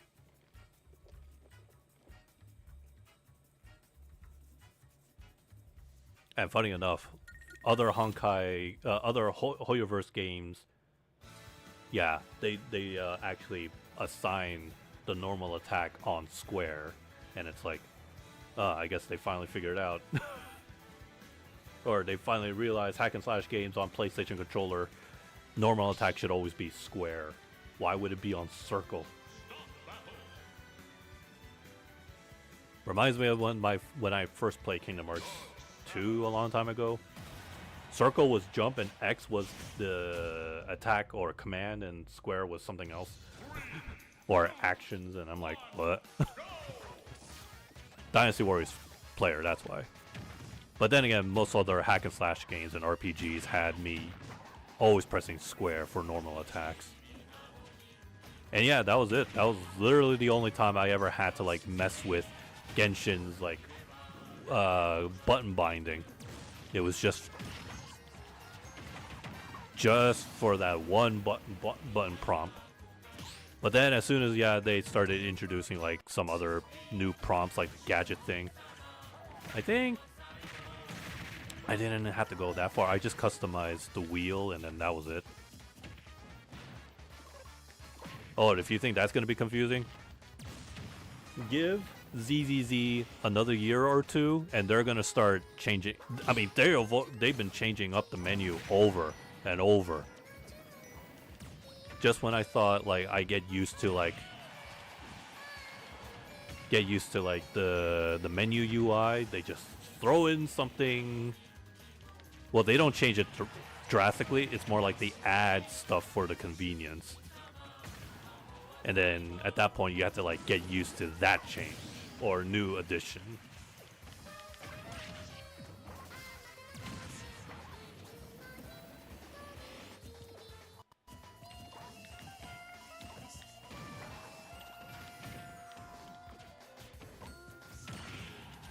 And plus, chances are they're gonna start adding like new kinds of gimmicks for exploration. That, or they're gonna stick to what they've established in Season 2. Because you may have noticed they completely dropped the TV surfing thing from Season 1. I mean, to be fair, they tried. You can tell that they were trying to give ZZZ its own identity. They wanted it to be its own kind of game. They didn't want it to be like open world like Genshin or semi-open world like Honkai Star Rail, where you travel from section to section. Kind of like Mario RPG. Excuse me, or Final Fantasy, section by section. So yeah, the TV surfing thing was interesting, but then I guess whatever feedback they got, maybe that's why they changed it in Season 2, where Season 2, now there's like an exploration style. And no, it's nothing completely new to Hoyoverse. And I mentioned this before. They're basically harvesting, copy and pasting, I think copy and pasting is a better word, from their first game, Honkai Impact 3rd. Honkai Impact 3rd, yeah, ZZZ has the same structure as Honkai Impact 3rd. You have one section where you're just playing the mission stage by stage. It feels like a mobile game. And then there was something in Honkai Impact 3rd which was called like adventure mode, where you explore a semi-open world or like a sandbox world. You run into enemy encounters. Like everything you see in ZZZ's exploration, it's literally copy and paste from Honkai Impact 3rd. The way how you collect the materials, encounter enemies, and the lack of any jump button. So it's like a full circle kind of situation, which I don't mind, because first of all, you can't play a Honkai Impact 3rd anywhere except for mobile and Steam. Yeah, Steam.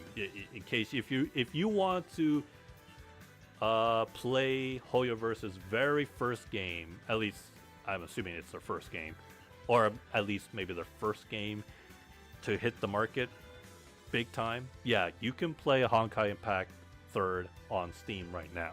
And yes, they're still updating the game. They just recently started giving a new cosmetic for one of their characters. And yeah. And then for the co-op that you're now playing through, yeah, that too is the same structure, almost the same structure as how Honkai Impact 3rd's co-op ran. Same format, and players getting to choose. It's still only 3 players, so yeah, like I said, it's gone full circle. But hey, if you want something different, at least Hoyoverse is working on a Animal Crossing game, and or I think it's like a Minecraft, and then there's like a new Honkai game that's like Pokemon. And it has like all the mini games that you've played in, what was it, Genshin? Well, not all of it, but like some mini games that you may look at and be like, hey, that was from Honkai.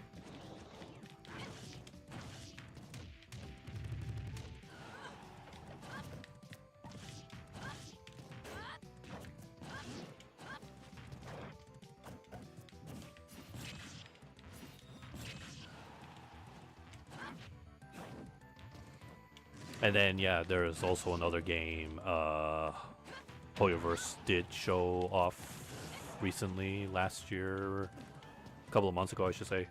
I mentioned it before. It's like some kind of detective open world game.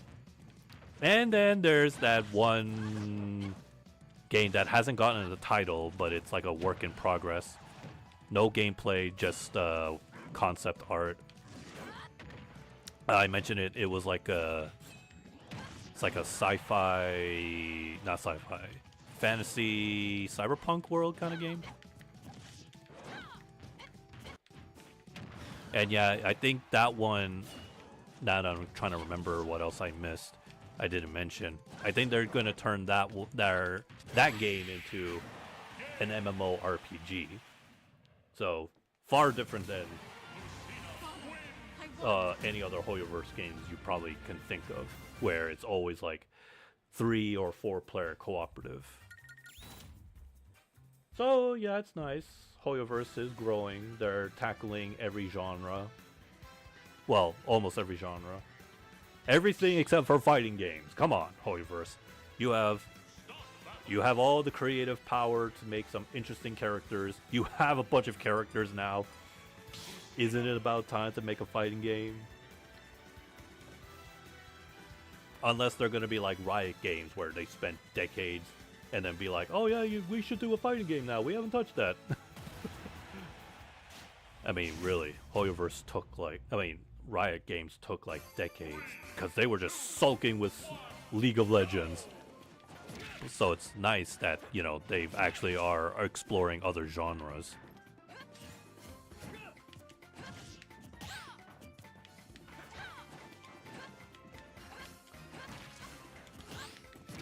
Not only just video games, but even entertainment with the Netflix show Arcane.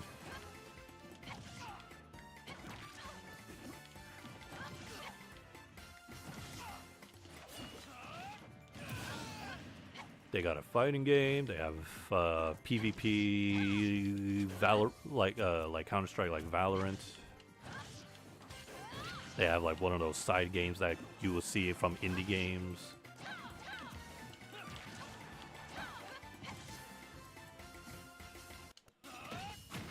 So it's nice that we got that.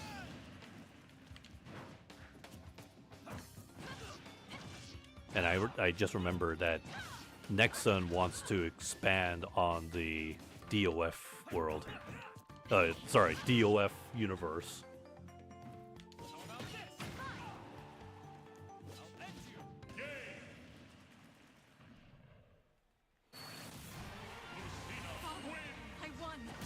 I don't know if it was a new game or just some promotional ad to their current game of DFO, but I think they want to turn DFO into a 3D MMORPG. So rather than sticking to the 2D pixel art that it's still being played to this day, now they want to make it into a 3D one now.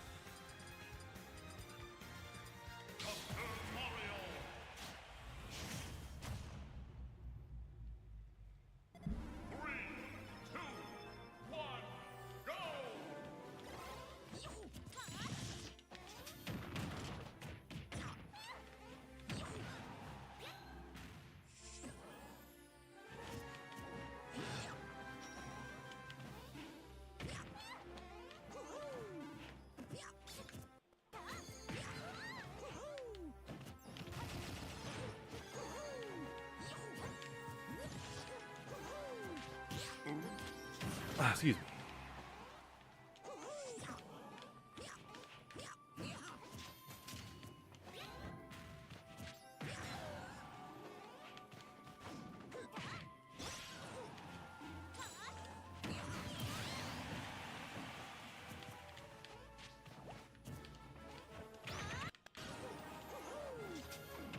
Oh no. I didn't button mash.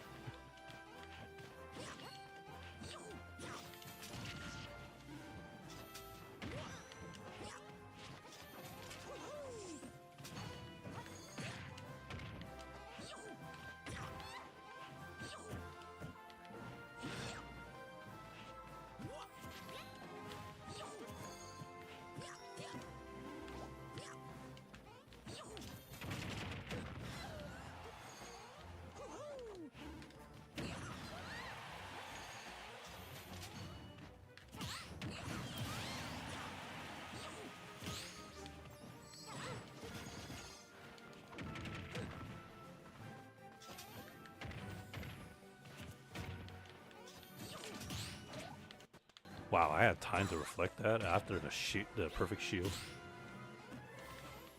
That means the Phantom Armor has like a massive hit stun.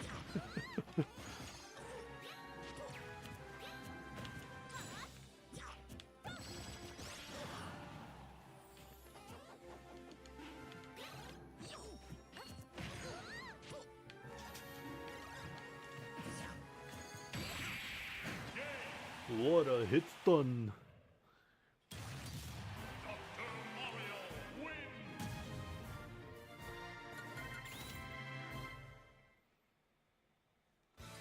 Only one more hour. One more hour until the update goes live.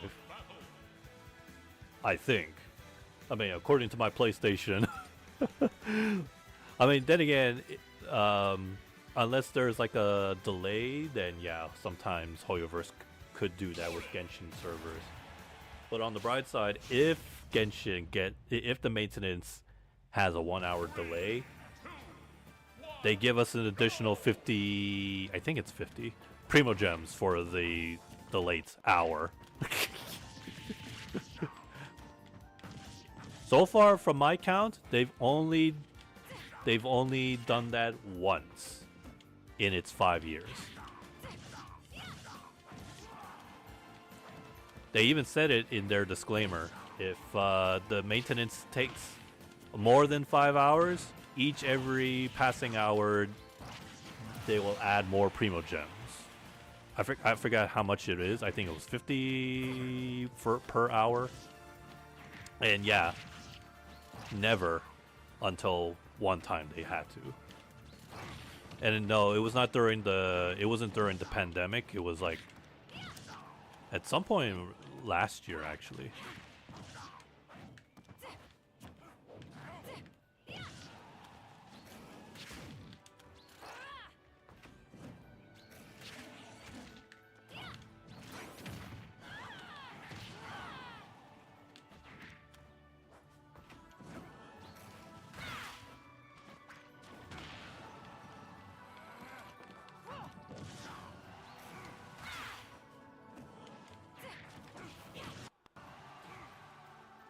you better hope and pray that somebody will encounter a bug. Because whenever Genshin or any Hoyoverse game encounters a bug, and somebody bunch of people report it, then yes, Hoyoverse actually fixes it with a small update, and then compensating players with at least just 100 Primo Gems or Polychromes, whichever.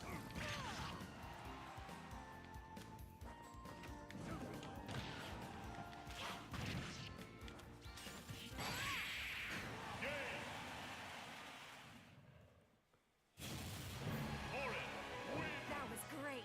Sometimes it would be character bugs. Sometimes it would be like descriptions that weren't describing things correctly. Or sometimes it would be a certain character's frame that would not connect properly. Or even a nerf where a character's energy recharge would be refilled too fast than normal. So it's not just bugs, but even like something that even Hoyoverse would look at and say, "Hey, no, that's not fair. The character is a little too OP. We got a nerf. Okay, here you go. 100 Primo Gems for the mistake."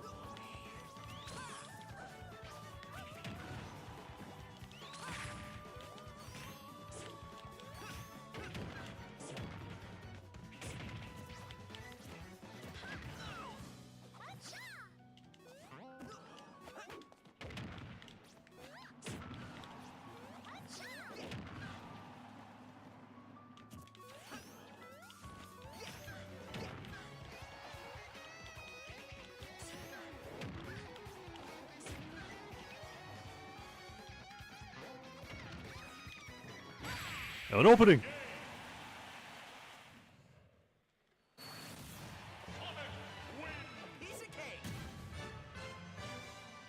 The emerald's not shiny enough. It needs to be more shinier. And have more tries and poly. Yeah. It should have been green as well. I don't know why they chose blue. Because, yeah, Sonic's blue, but nah, it should be green.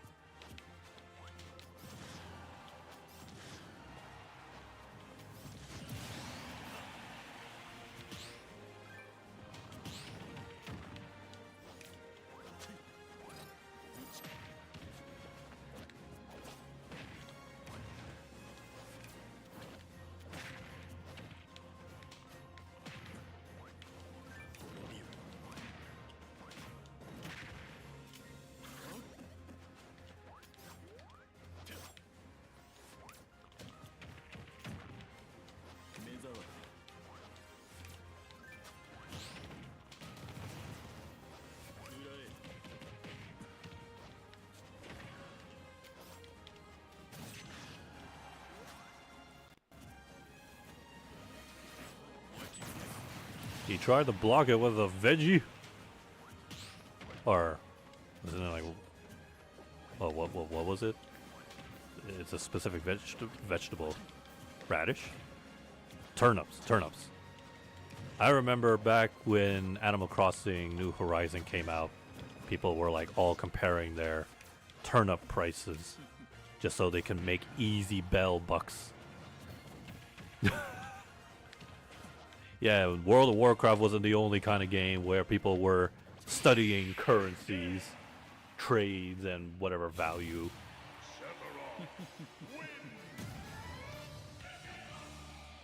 It was all about the turnips.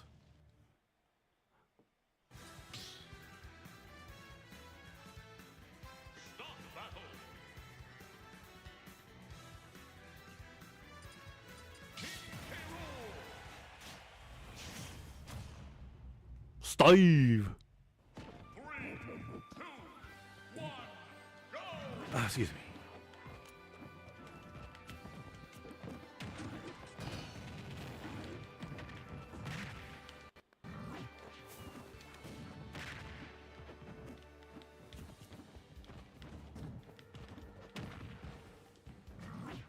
Oh!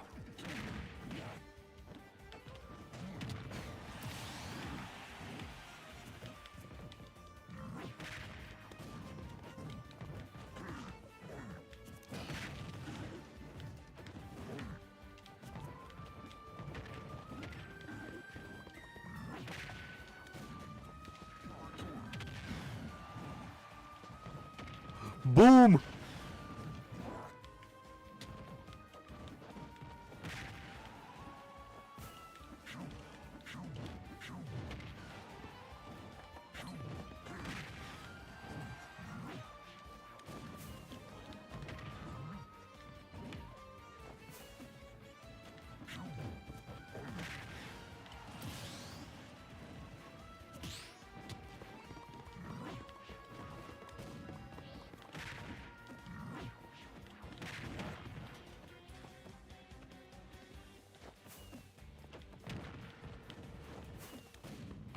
Ah!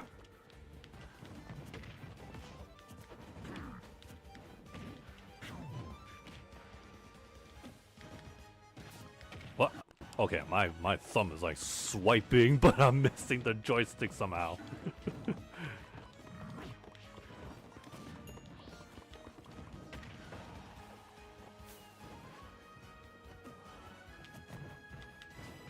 Whoa, the redstone!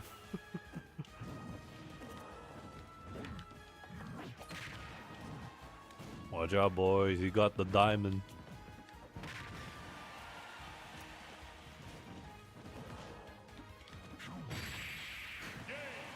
Isn't it still crazy that the fact that we actually got Steve in Smash,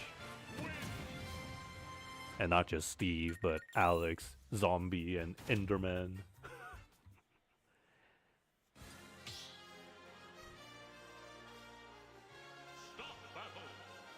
Makes you wonder. Makes you wonder what exactly, how much of a stressful time Bandai Namco had trying to get him to work.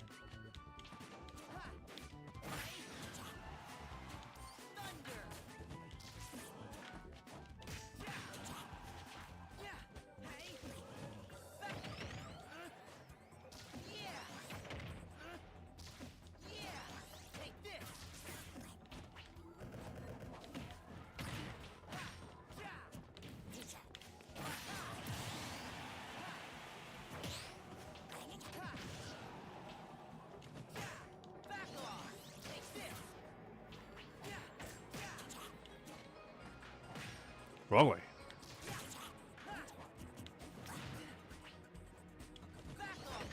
Whoops, I'm never ready for that.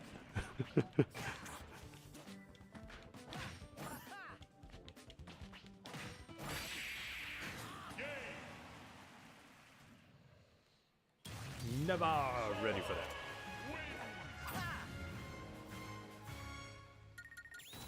I'm just saying, if Nintendo wants to give people the reason to get a Switch 2, or have a game that needs a Switch 2 upgrade with extra content, I'm saying all they gotta do is port Smash Bros. Ultimate and they're good to go. I mean, could lightning strike twice in the same spot like it did with Mario Kart 8 when it came out as a deluxe package in the in the Switch one, and then all of a sudden a year later they would announce 48 more tracks or something like that. And yeah, it's still like Mario Kart 8 was like still like considered the best selling ongoing Mario Kart game in history. At least from if I remember that correctly. Nintendo could just do that again.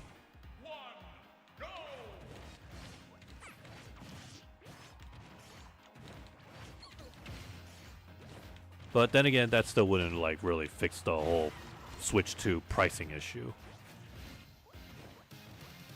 But I'm just saying, like, if they need some convincing to the consumers, then that would be it. I mean, if you kind of think about it as well, when the Wii U came out, yeah, nobody was interested.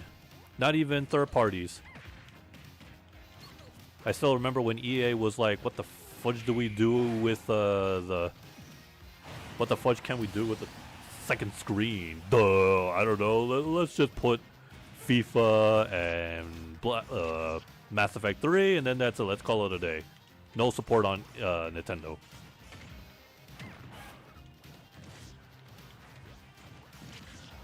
Oh yeah, well, Nintendo didn't really exactly need it like third parties.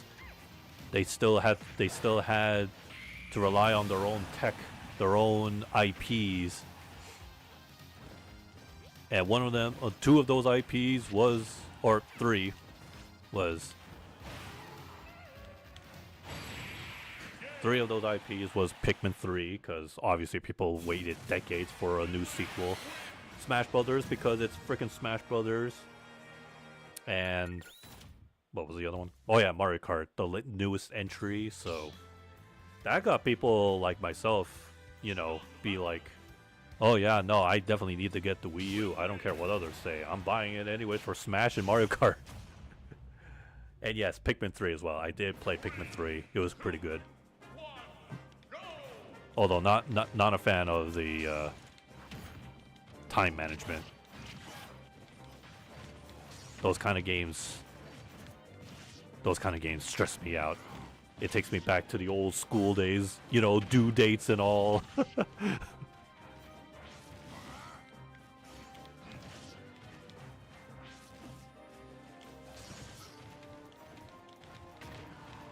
Nothing's more terrifying than having dreams of being back in school. Except it's not like school, university, or college, it's high school. I don't know why sometimes I get dreams of those. And then when I wake up, I'm like, am I back in time or something like that? or is that due date actually real?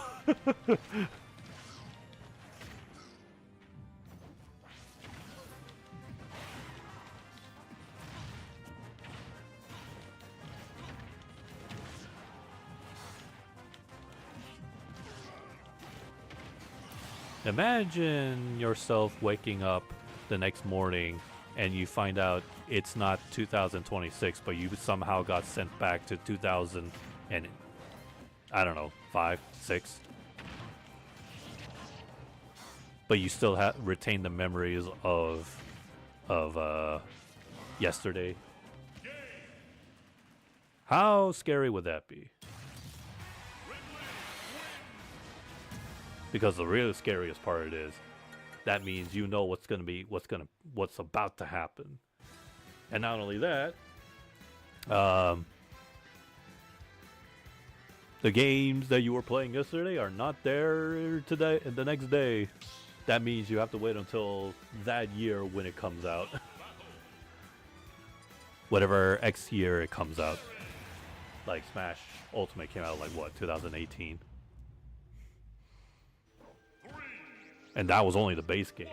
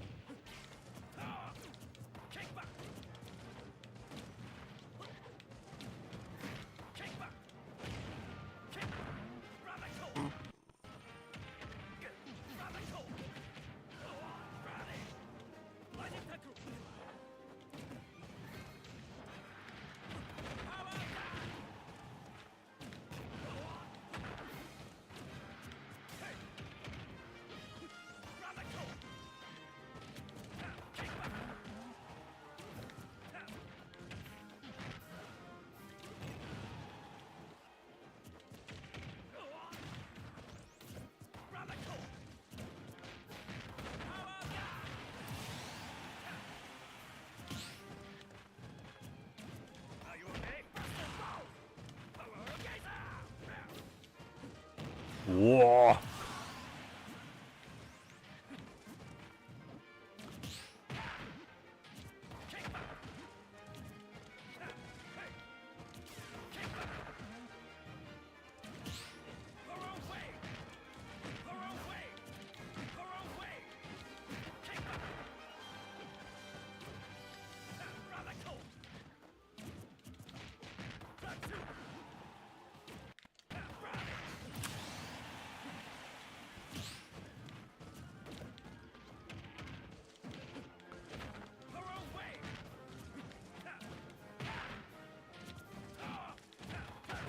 Oh yeah, Deadpool. I saw his gameplay. He's not just one class. Apparently he's all three. He can be a vanguard, a duelist, and a strategist. A healer. And he has a very, very interesting gimmick. I don't, and in fact, I can't even tell whether it's just part of the trailer or that's actually his gameplay. Still not enough for me to come back to play the game. I still have fatigue over the game. No interest in coming back to it yet.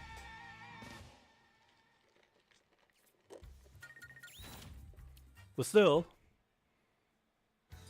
as I expected, Deadpool's gameplay is pretty crazy, top notch, as he should be. But of course, by the time the servers go live, there can only be one Deadpool per team.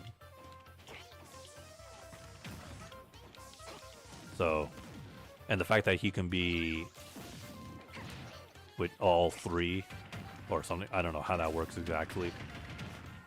Yeah, that's gonna be an interesting play style for sure, especially for competitive.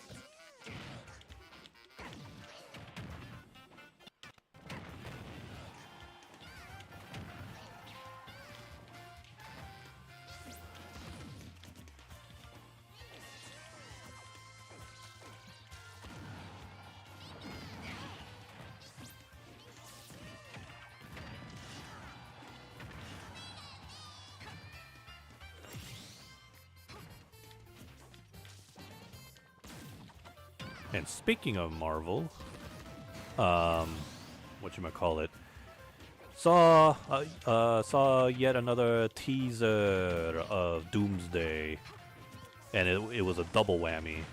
We have the return of Black Panther, except, you know, not the same Black Panther, and the Fantastic Four. And, you know, just looking back on those teasers, and I'm just thinking, oh, so did Disney finally bend to their knees, realizing they really need these actors? I mean, Deadpool did say that they were gonna, you know, keep all these actors until they're 90.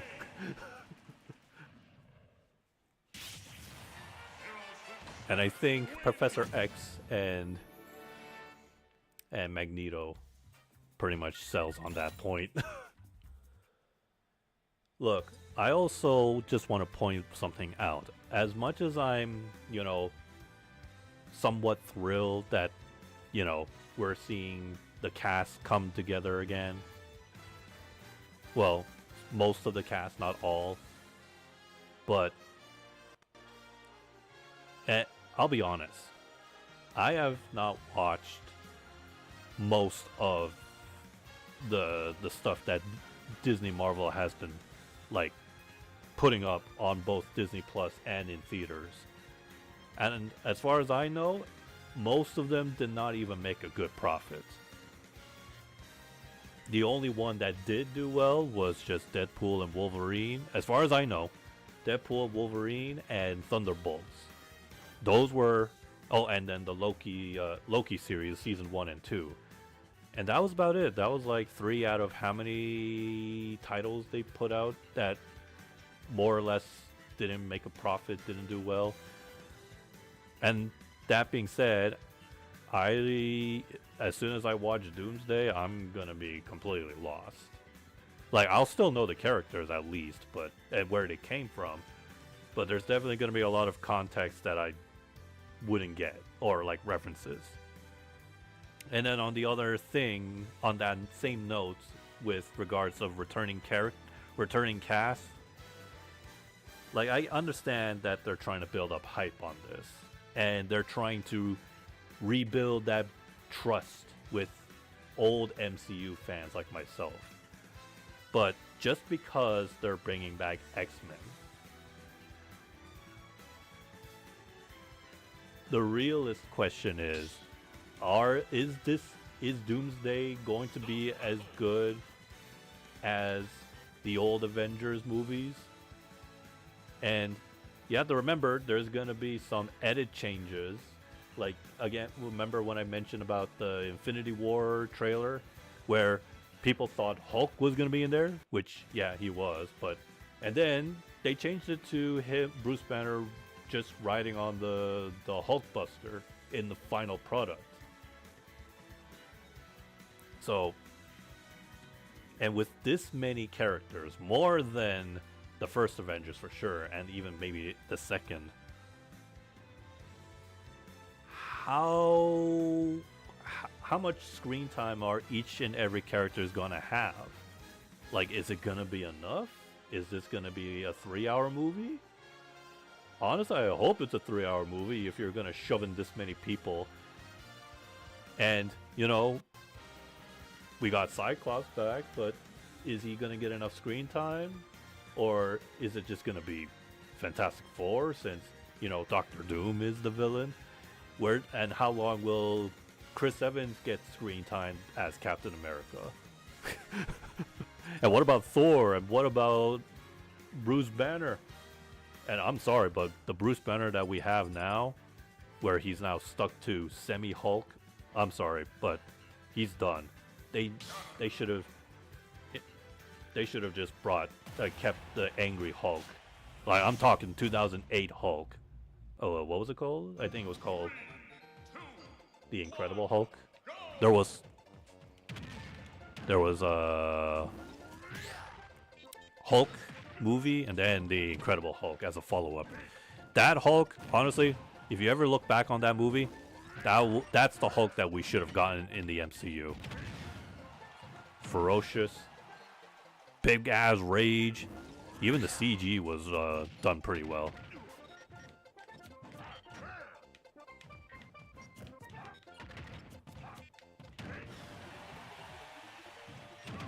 So, all I'm saying, I'm really just hoping that the movie does well. And, you know, was all the mixed opinions of most of the films worth it? Is it going to be worth it?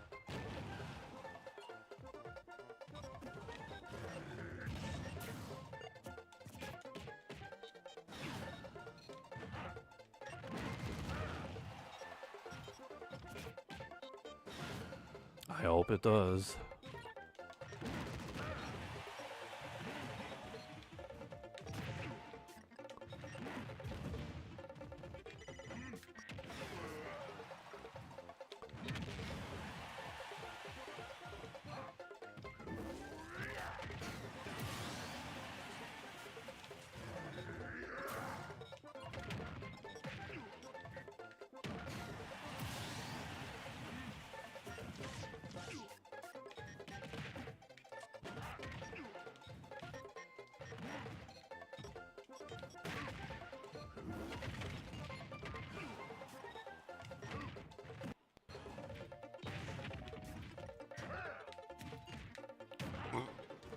Oh, excuse me.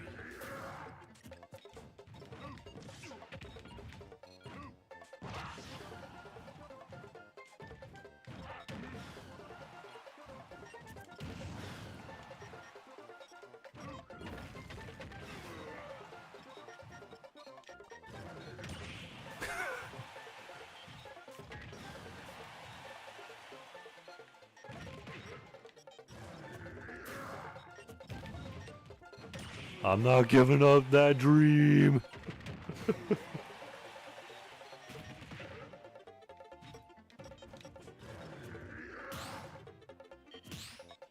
Okay, fine.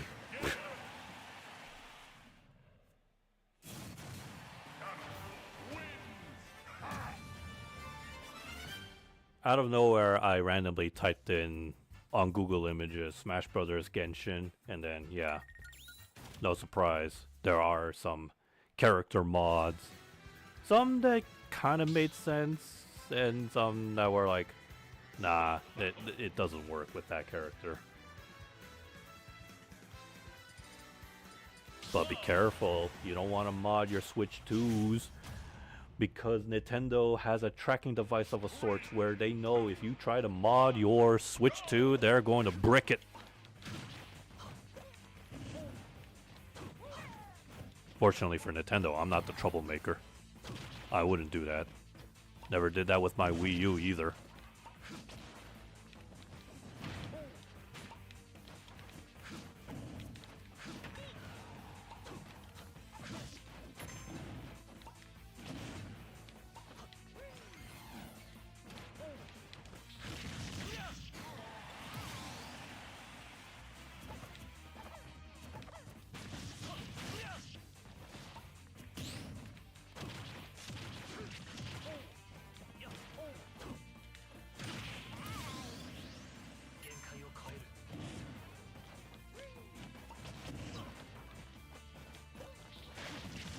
Also, it does cut through projectiles. At least small ones.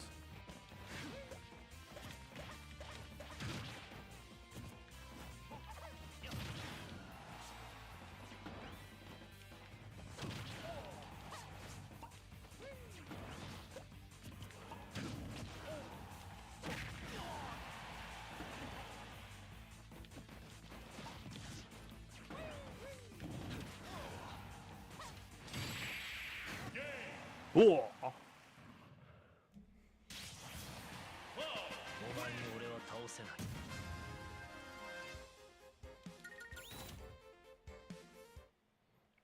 Okay, I need a bit of a breather. But until then, rather than just staring at the screen,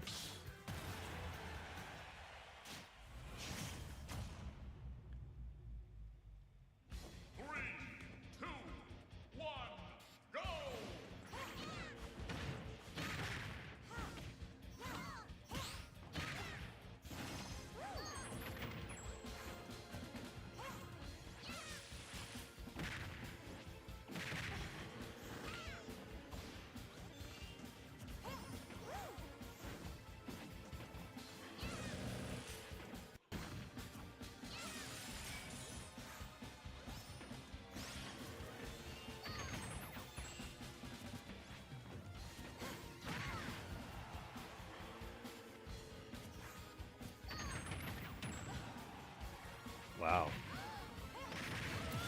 just saw a some local neighborhood turn the entire sky pink.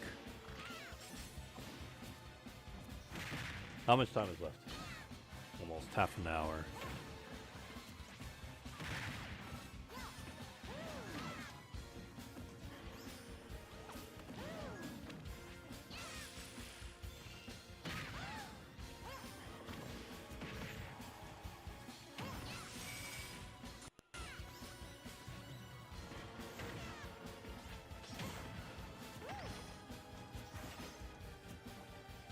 Ten backroom rules you didn't know existed.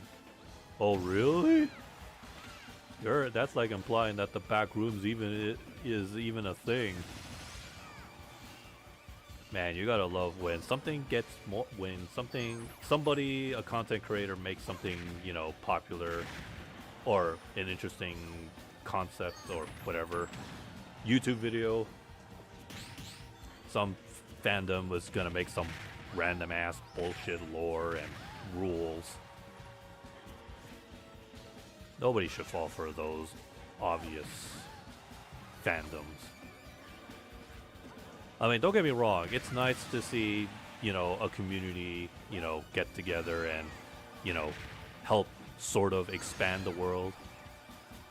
I mean, chances are, imagine if Kane Pixel took notes from all of his fans and actually puts them into his back rooms lore and make it, you know, official or canon.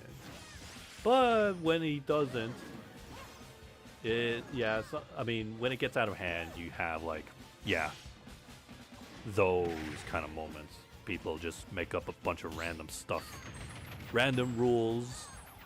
It's just like Five Nights at Freddy's as well. People make up like new sort of like animatronics and act like it's canon. They'll even go out of their way to try to gaslight people and say, "This is real, and I know because I worked for Scott Cawthon."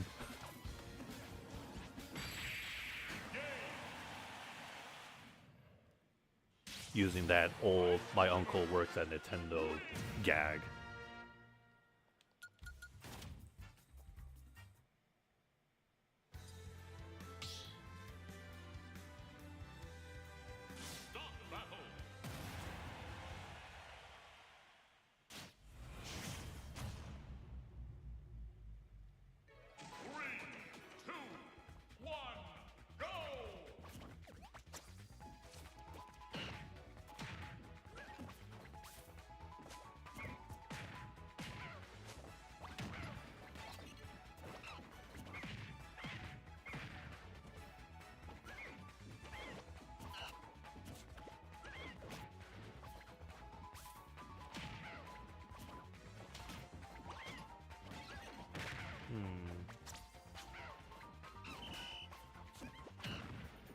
What is interesting about the back rooms, not the back rooms itself, but the concept of liminal spaces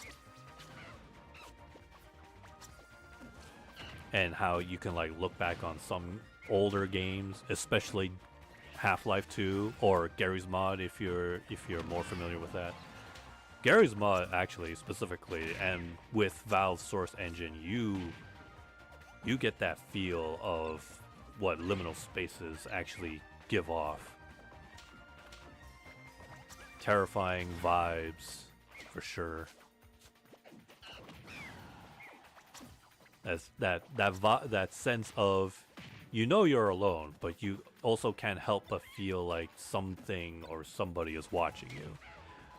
Or just the fact that the idea of liminal spaces where, you know, you've been to places that are usually, you know, crowded, overpopulated, like a mall, a library. But then what happens when all of those people, except for yourself, are the only one there? Yeah, you're the only one there. There's nobody else.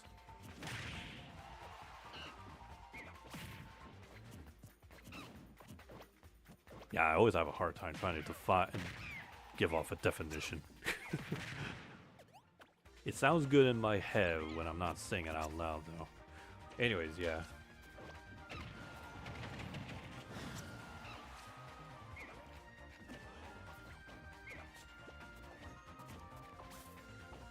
scary vibes. But yeah, sorry, what I was trying to get at is, if you ever see one of those photos or even YouTube thumbnail videos of these locations and they call it the back rooms, yeah, apparently some of those images are real life locations. And yes, there's a dedicated YouTube video, or a bunch of them actually at this point, that pretty much, you know, somebody goes out of their way to Google image and find the locations of these places. Most of which are, yeah, real life locations. But does that mean the back rooms is real? No, of course not. Otherwise, somebody would already be no clipping through floors.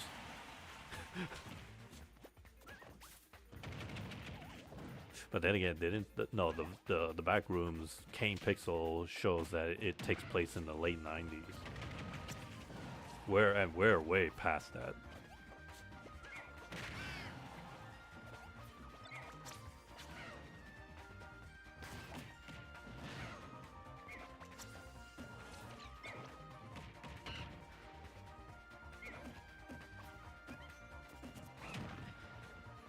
Is this really how long CPUs fight?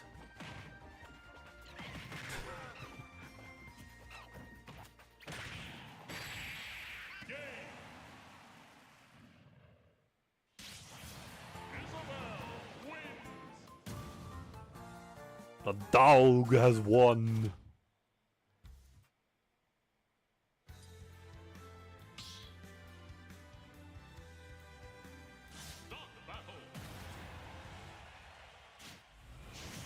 The only thing I really don't get is the so-called entities in back rooms. You never get a clear, good look at them at all. Like, what exactly are the people running away from? And it doesn't help with the whole CRT style, old VHS style filter, making it even way harder to depict on what exactly what do the entities look like. But what's more scarier than the entity is finding another human being, don't you think?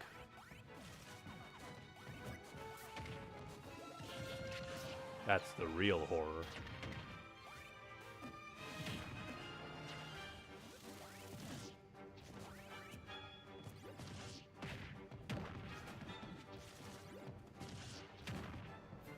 Oh, I can feel the cold breeze coming in. Please come in, cold air. I need it.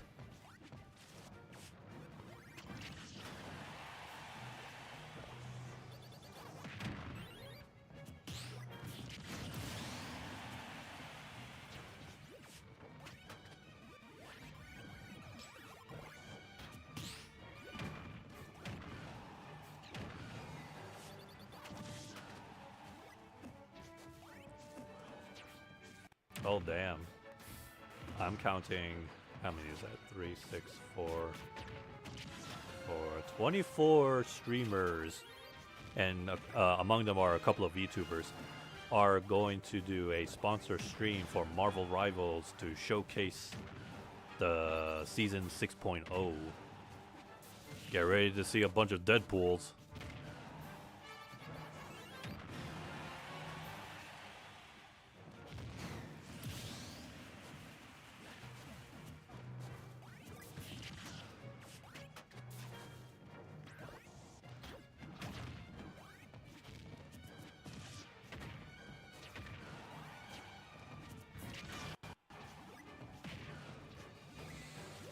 Oh, I hope Hoyoverse does another pop-up shop of Genshin. I missed one last year and I didn't know until they tweeted it on the last day, or at the night before the last day, and I was like, "Wait, what?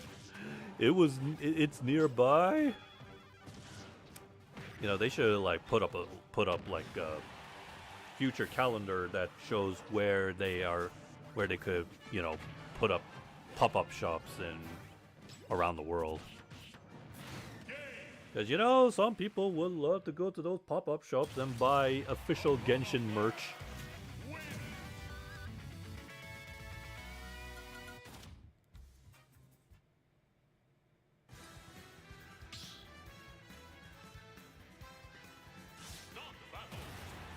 Although, to be fair, I technically already do have official Genshin merch and some other Hoyoverse stuff. The anime convention I go to, apparently there is a, I guess, to be fair, I guess I can call them a legitimate official Hoyoverse retail distributor that sells Hoyoverse products. In fact, I have a desk mat, Genshin Impact desk mat, some acrylic stands, and yeah, I even had for Christmas. I think I mentioned it. In Christmas, I got the official Honkai Star Rail PS5 physical copy. Comes with the game disc and other goodies like keychains, one redemption code, and postcards. Really high quality postcards of 9 characters, I think. Now, in case you're wondering, what? Why would a live service game have a physical copy? Yeah, I know.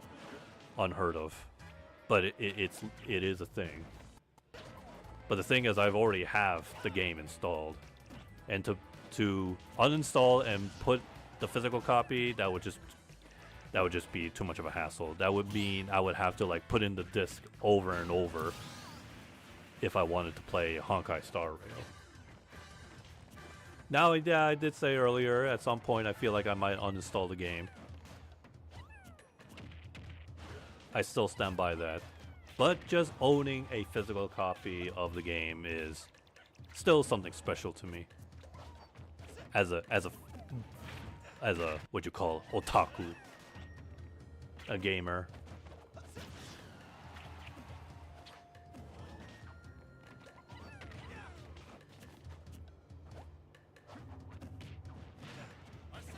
Hey, if you think I have a problem, why don't you talk to the people who buy collector editions of video games? Because let me tell you, those people don't even bother don't bother unboxing some of those products. They just leave them on the shelves in the dust. Or on the shelves become dust magnets. Although, yeah, maybe some collector editions, they just like open it up and leave it on the shelves, which still just further adds more dust magnets.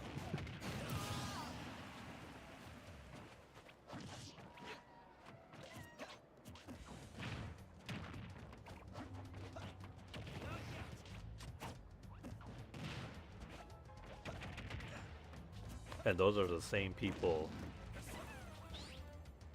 that most likely bought the MVCI collector's edition with the Infinity Easter eggs.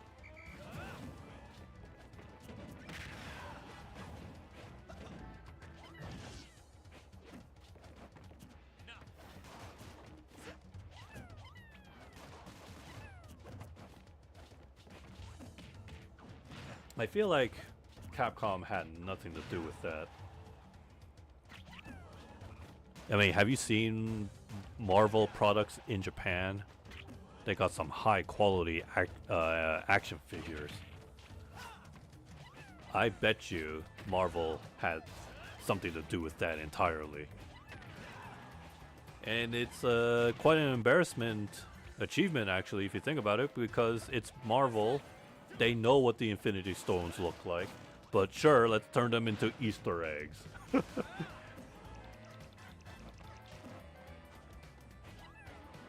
Makes sense.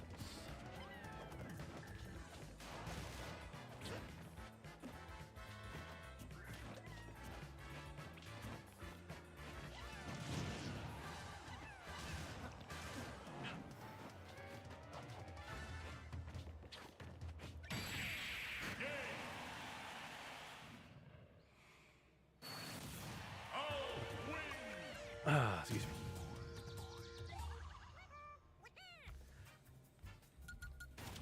Alright, 9 minutes in. Well, before I switch, let me in on this. Give me somebody random, actually. Okay. 3, 2, 1, go!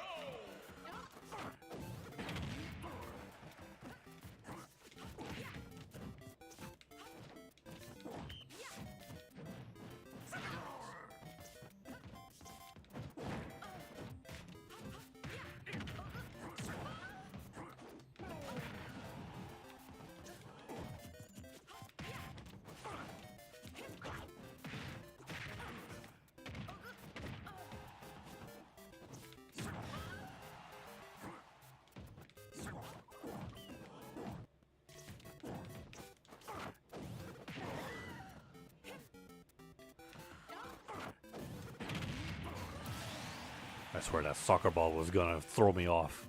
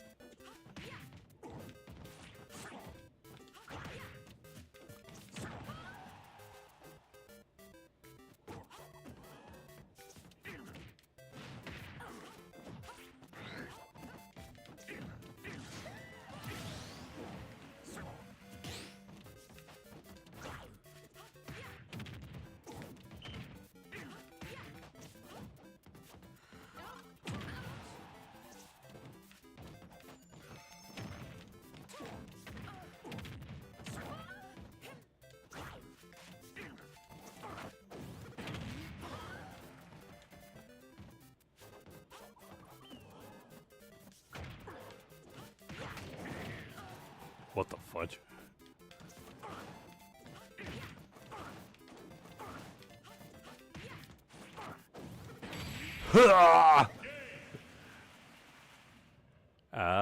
All according to plan. Get that counter buff.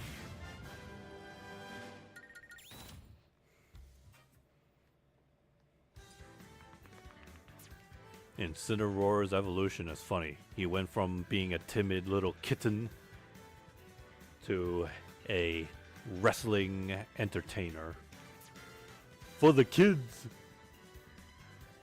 Oh, okay, my controller's charged. Alright, give me a moment.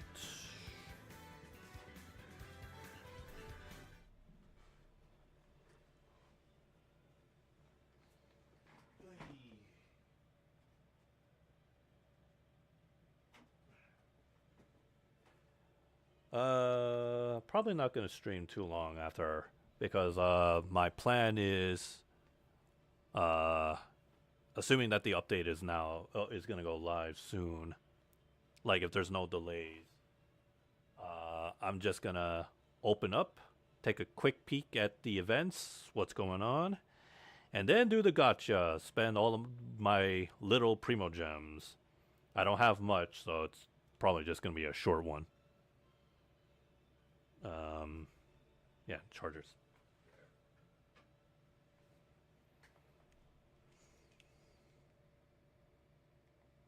And then after that, when everything is said and done, then we'll call it a day.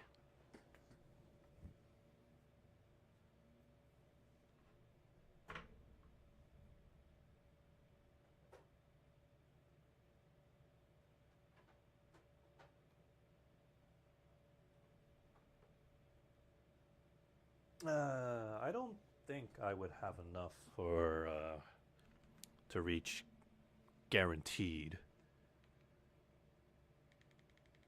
Well, but I have a feeling, definitely have a feeling that's pretty much where my gotcha is gonna land. Because I assure you, there's no way in heck that I would get Columbina before the guaranteed. Nah, man. You would have to be darn lucky. So darn lucky to even have that happen.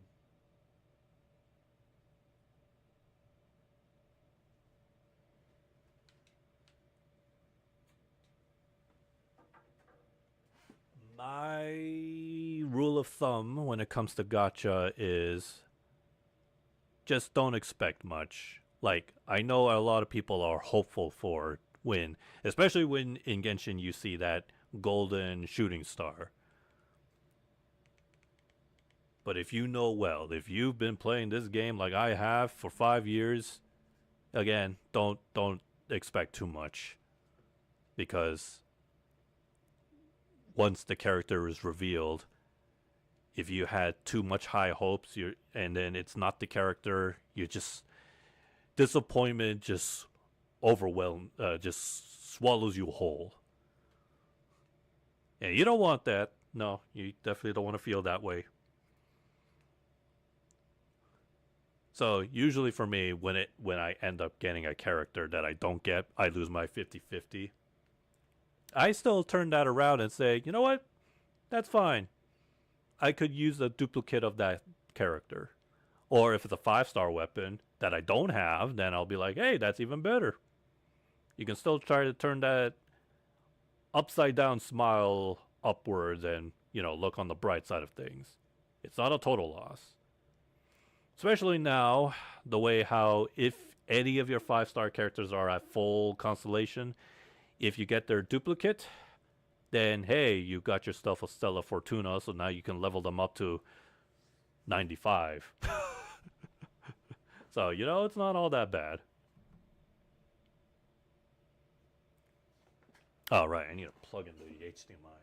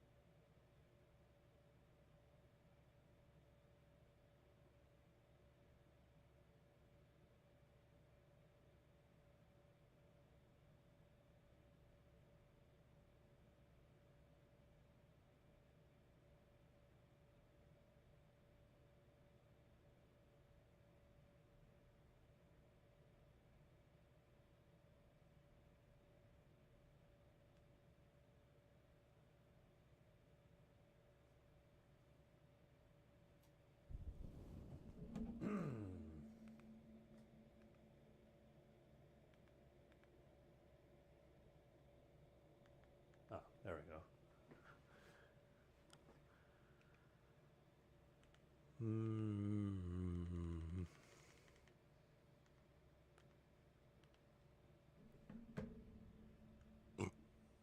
Excuse me.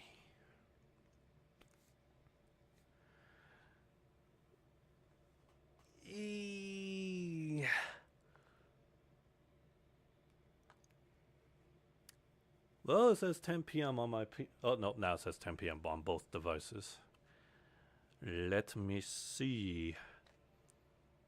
Is the maintenance done? Or am I too early? Let's see.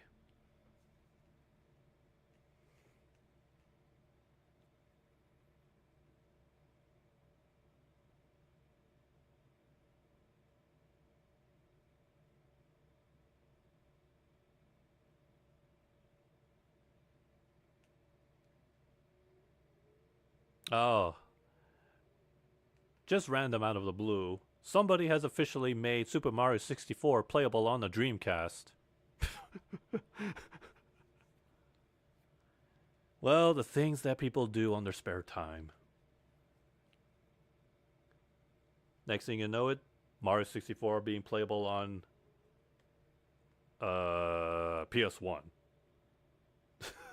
Which would be which wouldn't look good actually, since the PlayStation 1 only runs at 32 bits. low poly, less poly compared to the 64. And of course, if you know PS1, what it's known for graphically, the draw distance.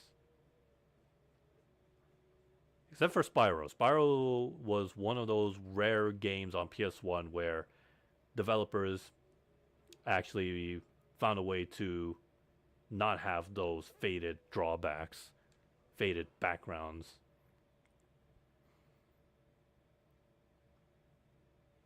Anyways, Mario 64 on Dreamcast, it's gonna be like Doom being played on everything. And I bet you can play Doom 1 on Genshin Impact, and I wouldn't be surprised.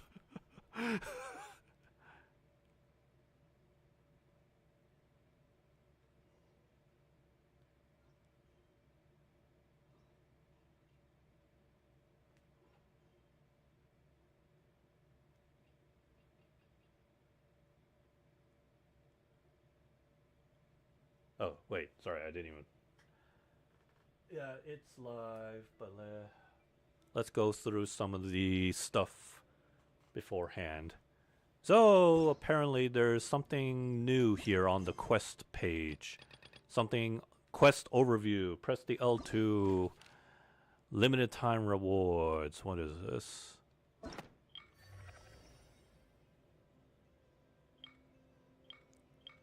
Wait, are they just now starting to put this up?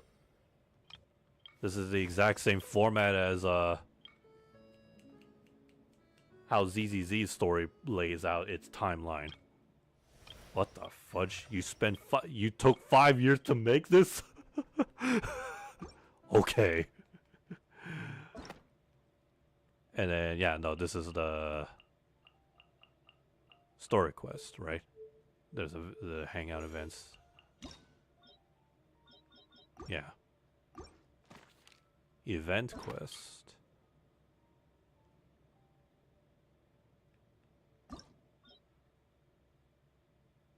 That was last summer's event. Okay.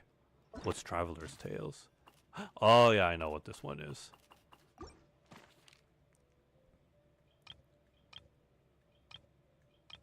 Well, at least, so I guess this is just so that you can get an overview of all the quests that you may or may have not completed. And they also show you which quests is recommended to do. Huh, yeah, that's the new quest that I gotta do for sure, no delays. Let's see what else. There is a new domain.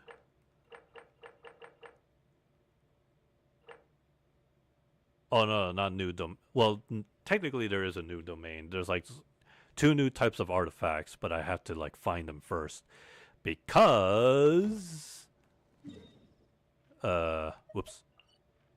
There is a new area. Okay, it's small, but okay. Beggars can't be choosers. There's 3 sections to uncover. Oh, there it is. Yeah, the new domain that has what did I say? 2 new artifacts. And hey, look at that. There's already a waypoint unlocked. Let me go spoiler territory. Oh, goody! My favorite. The Oculuses are back. I mean, yeah, to be fair, for the past 3 updates, we only got like I've been like just in the same area, so. And the Statue of the Seven, what is this? Statue of the Seven hasn't even reached max level. Anyways, the objects that coexist. Object select.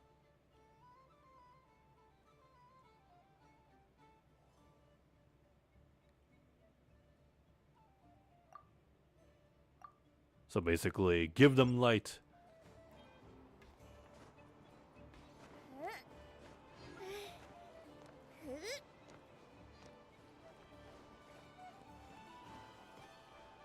Oh boy, here we go. We got the Oculuses. We have the treasure chest to find. Speaking of which, that means I should put this on? Not compatible. What?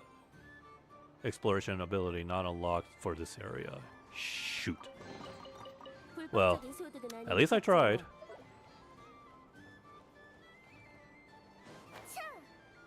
Why does it sound so festive? It's just, it's a port. Anyways, let me just uncover this. Huh? What's this? Oh, is this the thing that we need?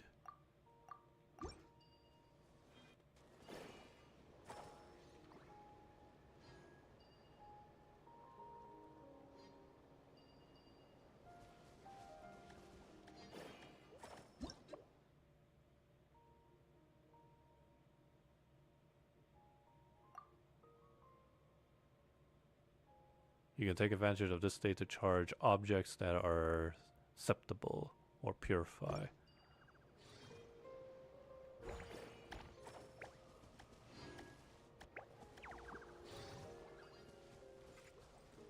But who needs the purifying?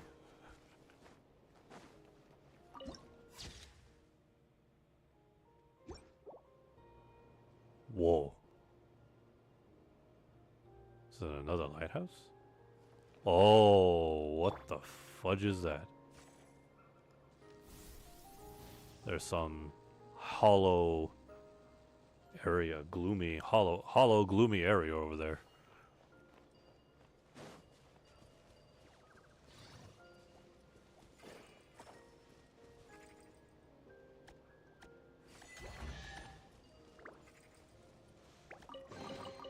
황폐한 세계에 이렇게 진귀한 폭들이 있다니. That's a lot of waypoints. And there's a world quest. One that shapes that changes the open world environment.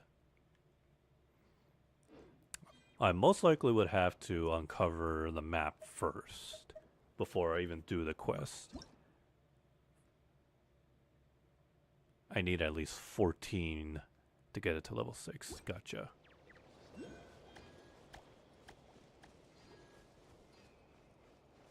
Okay.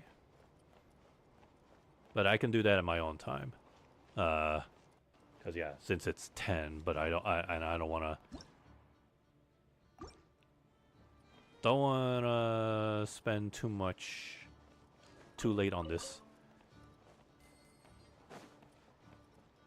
Alright, we have a chest there. There's some funny looking creatures. They spew out like some kind of geo.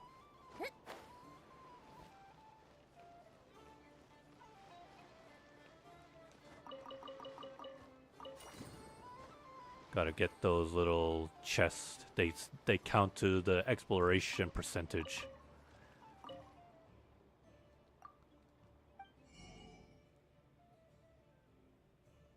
I'm good.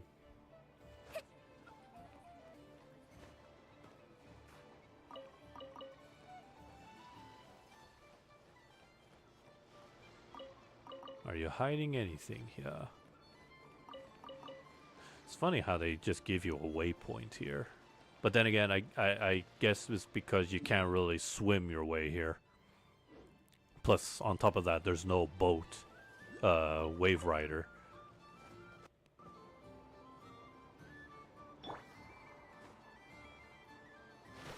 Oh shoot, I thought that was... Okay, no, here we go.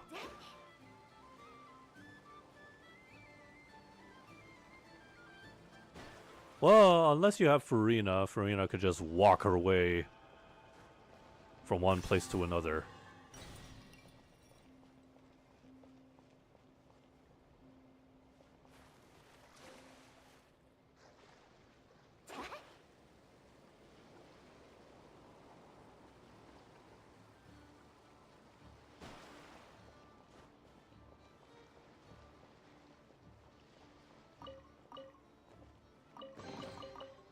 상태란 식들을 댈 수 있겠어.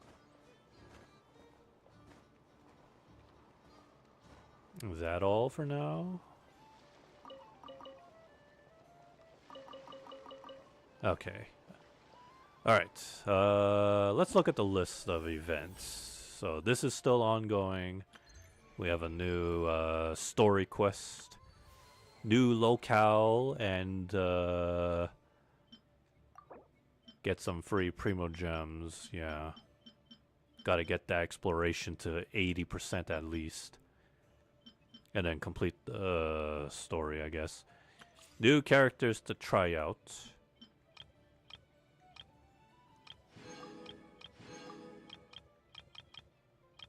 Although, I guess I already tested these characters. I tested Aoife. Or Ifa, I don't know. Ah, yes, he's got a new outfit. And you get a reward for just doing a quest? Okay.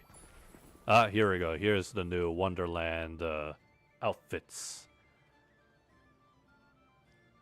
And they are in both the gacha. What is this? To get a discount. Ah.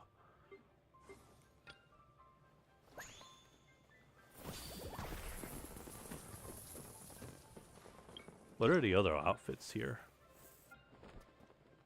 Oh, I do like that. I also like that one too. But since I obviously choose the female.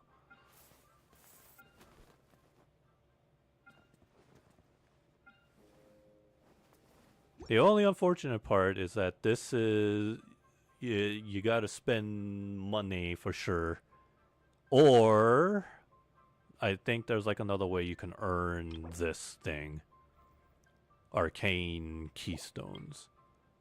What about the standard one? Oh, so they added like, how many? They added like a few new ones? Oh, whoops.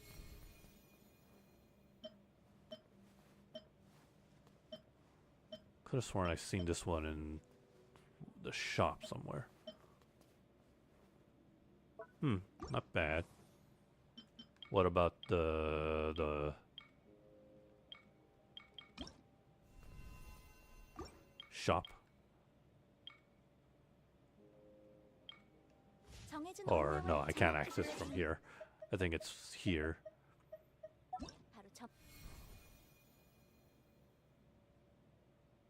Oh, this is new. They added a new page. Looks nice. Oh no, these are the new stuff that you can get from the shop now.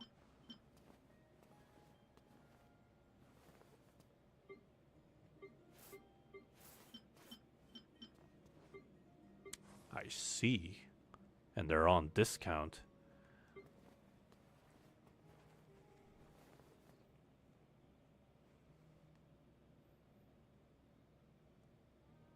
Honestly, in my opinion, I would rather just get something from the shop.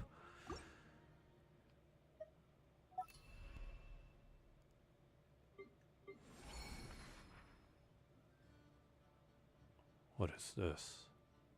Complete 2 Wonderland stages, and play 1 popular. Oh, this is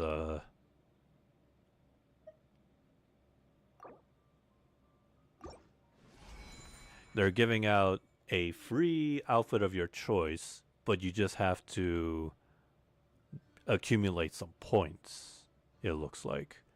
Rewards claimed this week's.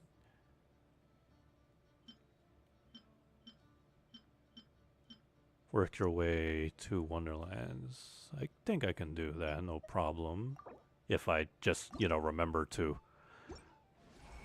come by and visit and play some of the multiplayer games. And yep, don't forget to grab the check your inbox to grab 600 Primo Gems and what is this? A gift box containing cosmetic sets. Use it to choose and obtain one set from either the Lucky Gallop or Wallop. 바꿀 수 없고 수 없고 Wait, hang on a second. What is this? Oh, there's another Chronicle thingamajig. Okay. 수밖에 없어서 Uh, 운명인가. so anyway, the Gallop, what thing?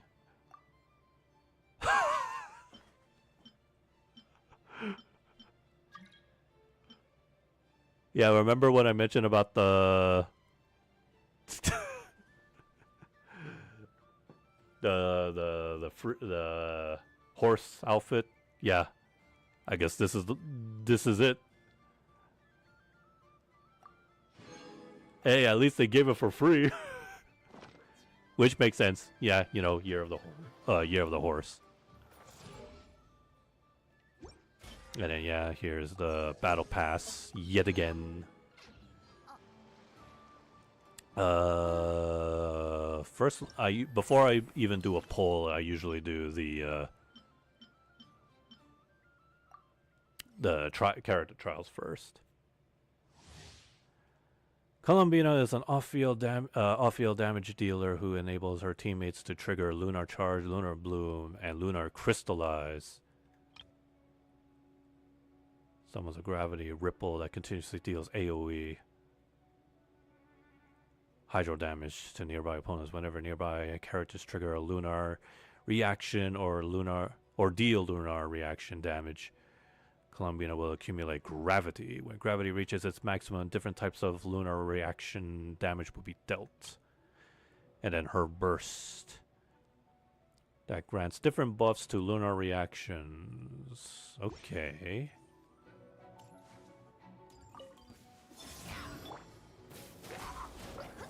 전투 맛좀 볼래? Accumulate gravity. I kind of see, but so she's a character that's put on the off field. 추가 임무인가? 길이는 자요. 치료식 슈퍼 바람 모듈. 선멸 모드. 달빛이 내리는 밤은 소요했다. 방어 모드 갓. 숲의 수호.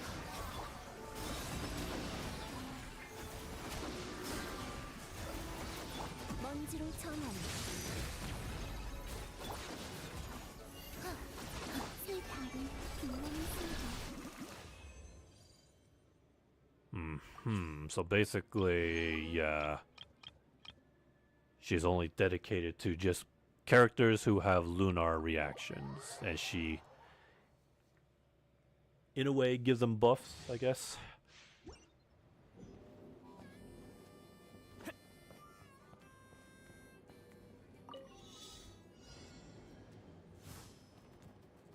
How do I go down?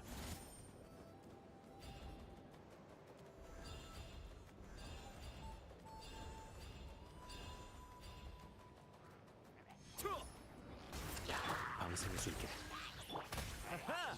강제의 이름. 빵이야. 즐거웠어.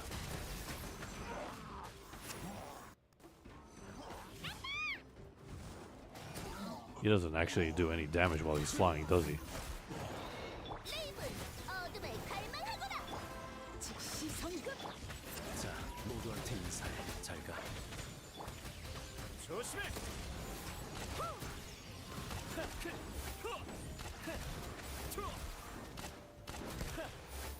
치르게 날개여. 낮과 밤.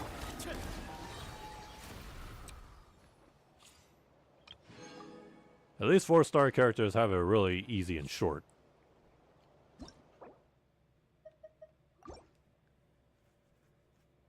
Kind of give them the quick gist of it. Alright, so let me just get this out of the way. 14 so far I have, and only 9k and a dream. Okay, let's do it.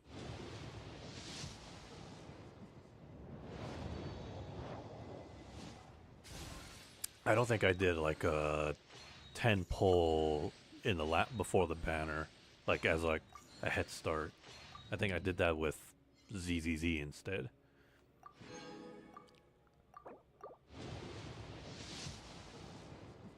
Oh, come on. Can't be that soon. 콜롬비나, 쿠타르, 달의 신. 원하는 대로 불러도 돼. 나는 이름이 여럿이던 시절에 익숙하거든. 원한다면 달의 축복을 내려줄게. I'm not even...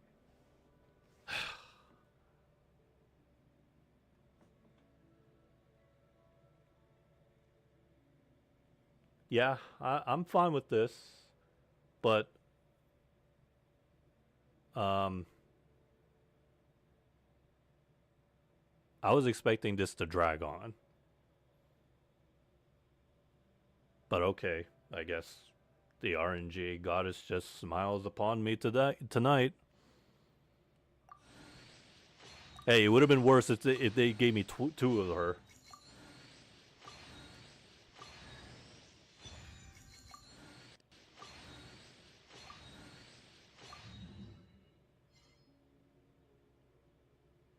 I'll gladly take that luck.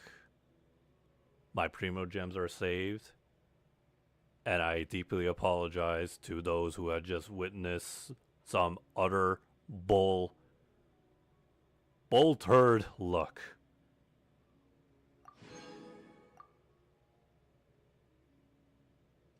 All I can now say is good luck to all of those. Columbina wanters will be Columbina havers. 정해진 운명을 정확히 보여주는 게 This is going in the records, by the way. It's gone straight to the how do I say it? It's going straight to the VOD.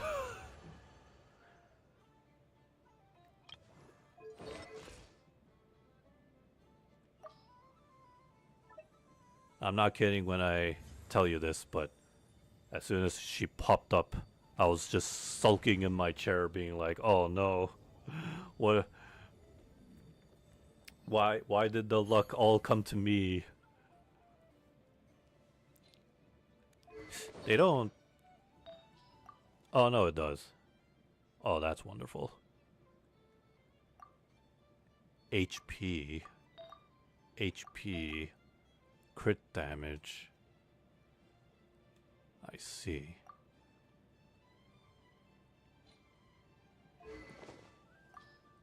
Do I even have an artifact that's good for HP?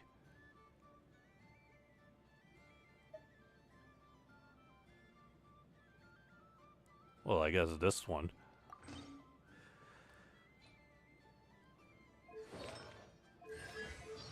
Well...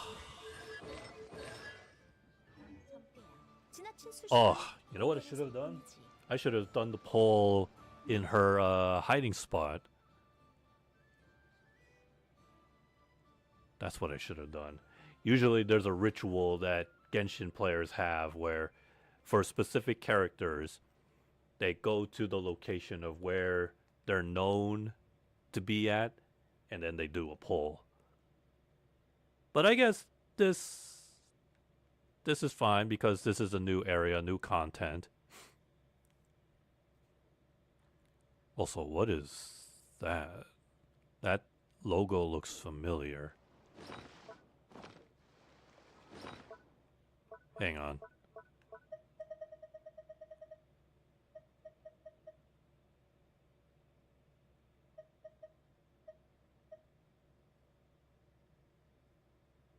That can't be the same, right? There's a diamond.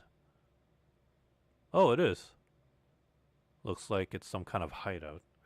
Anyways, well, the gacha segment has already ended really quickly than I expected. Streamer luck, yeah, I'm not too pleased with that. I really was hoping that it would drag on. Why does this always happen? This has happened, I feel like, more than 70% of the time whenever I'm streaming a gacha. The character I'm aiming for just appears more sooner rather than showing up at the guaranteed or pity. Well, it kind of ruins the content. Okay, well, fine, to be fair. I'm not like those streamers that overreact when they get the character.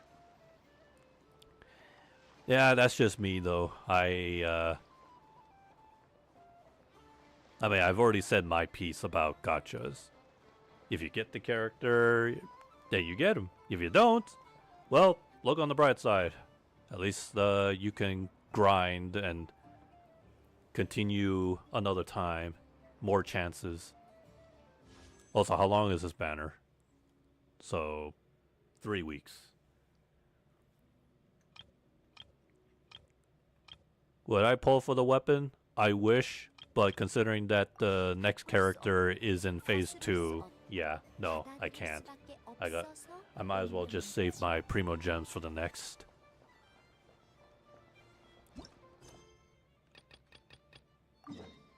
Oh, woe is me. I guess before I can close off for today, let's go see what this is about.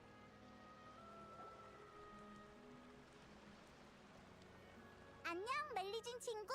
혹시 도움 필요해? 아, 여행자랑 페이몬. 오랜만이야. 잘 지냈어? 역시 나를 잘 아는구나. 맞아. 바다 거품 마을 친구들이랑 같이 새 옷을 만들어서 느비에트님한테 깜짝 선물로 드릴 거거든. 난 그 옷에 달 보석이랑 조개를 찾으러 가던 길이야. 우와, 깜짝 선물! 근데 우리한테 말해버려도 괜찮은 거야? 미안, 이런 건 처음이라 나도 모르게 말해버렸네.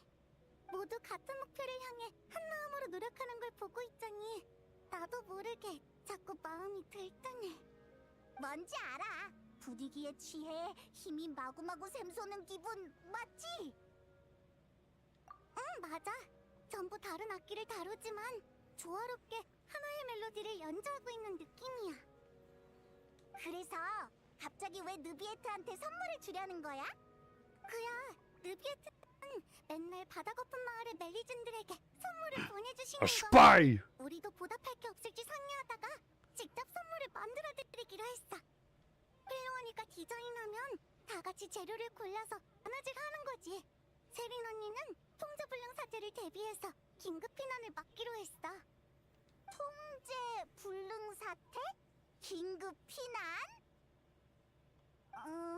물론 멜리진의 손으로 옷을 만드는 게 쉬운 일은 아니겠지만 무슨 나쁜 일이 생길 수 있나?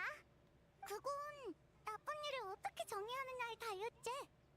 마메흐한테 커다란 캔버스에 그림을 그리게 한 다음 그 그림으로 잠옷을 만들면 어떨 것 같아? 아, 그건...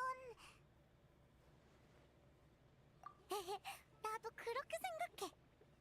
근데 세린 언니는 느비에트님이 품위 있게 입고 외출하실 수 있는 옷을 만들자고 하더라고. 그래서 아는 게 많은 라우미한테 패션 잡지도 받고 세린 언니한테 인간들이 생각하는 품위가 뭔지도 물어봤어. 그렇게 해서 최종 결정된 의상 콘셉트는 엄숙한 여유로움이야. 엄숙한 여유로움이라. 왠지 느비에트가 근엄한 얼굴로 바닷속을 헤엄치는 모습이 연상되는걸. 응? 아, 맞다! 조개! 수다 떠느라 내 할 일을 깜빡했네. 미안, 이제 가봐야겠어. 노는데 정신 팔려서 다른 멜리진들의 시간을 낭비하면 안 돼.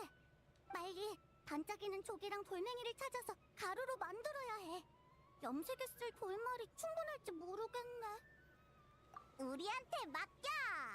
얘는 물건을 엄청 잘 찾아. 제 시간에 나는 만큼 구해다 줄게. 정말? 너무 고마워. 그럼 제일 반짝반짝한 푸른 수정소라 몇 개만 구해줘. 근처 바다에 많아. 2-3개면 충분할 거야. 걱정 마. 20-30개라도 문제 없어. 그렇게 많진 않아도 돼. 그럼 난 여기서 계속 보석을 찾아볼게. 행운을 빌어. 이따 봐. But what about the spy? 시간이 됐어. 비밀의 집으로 가자. 이제부터 중요한 일을 의논해야 해. 알지? We're doing a side quest where it's all about getting a new alpha for a character that I don't even have. But hey, at least you get some rewards. Anyways, yeah, I'm gonna have to leave it off right here. Do a lot of stuff off stream, such as uncovering the map and the Wonderland thing. But if I have time tomorrow or the next day, I will stream the main story. And yeah, I'm sure it's going to be very climatic, and hopefully, I mean, well, guaranteed there's going to be some drama, action, suspense. But more importantly, for me at least, is that I see the Dots Tour getting what's finally coming to him. And then, you know, we can finally call it a day for the Dots Tour finally out of the way. But oh boy, there's a lot of things for me to handle here and there.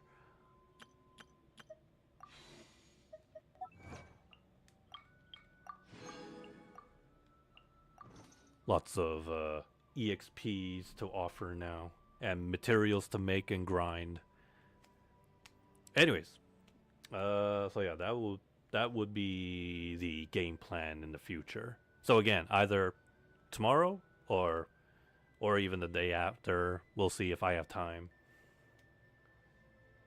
And once again, I apologize for having really ugly streamer look.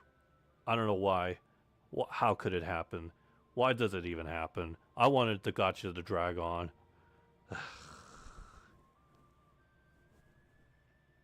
Well, if I wanted that, I would have just streamed Honkai Star Rail.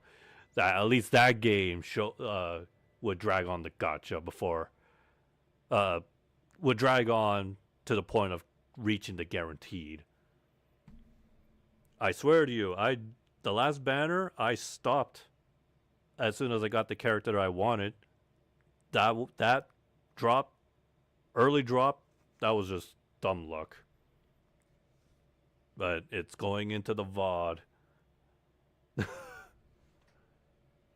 Alright, so with that, I will then see you guys in the next stream. You folks have a good day and a good night. And if you're going to pull for a Columbina, I wish you all the good luck whatever good luck I have. Because I think you all are going to need it. Alright, see ya folks.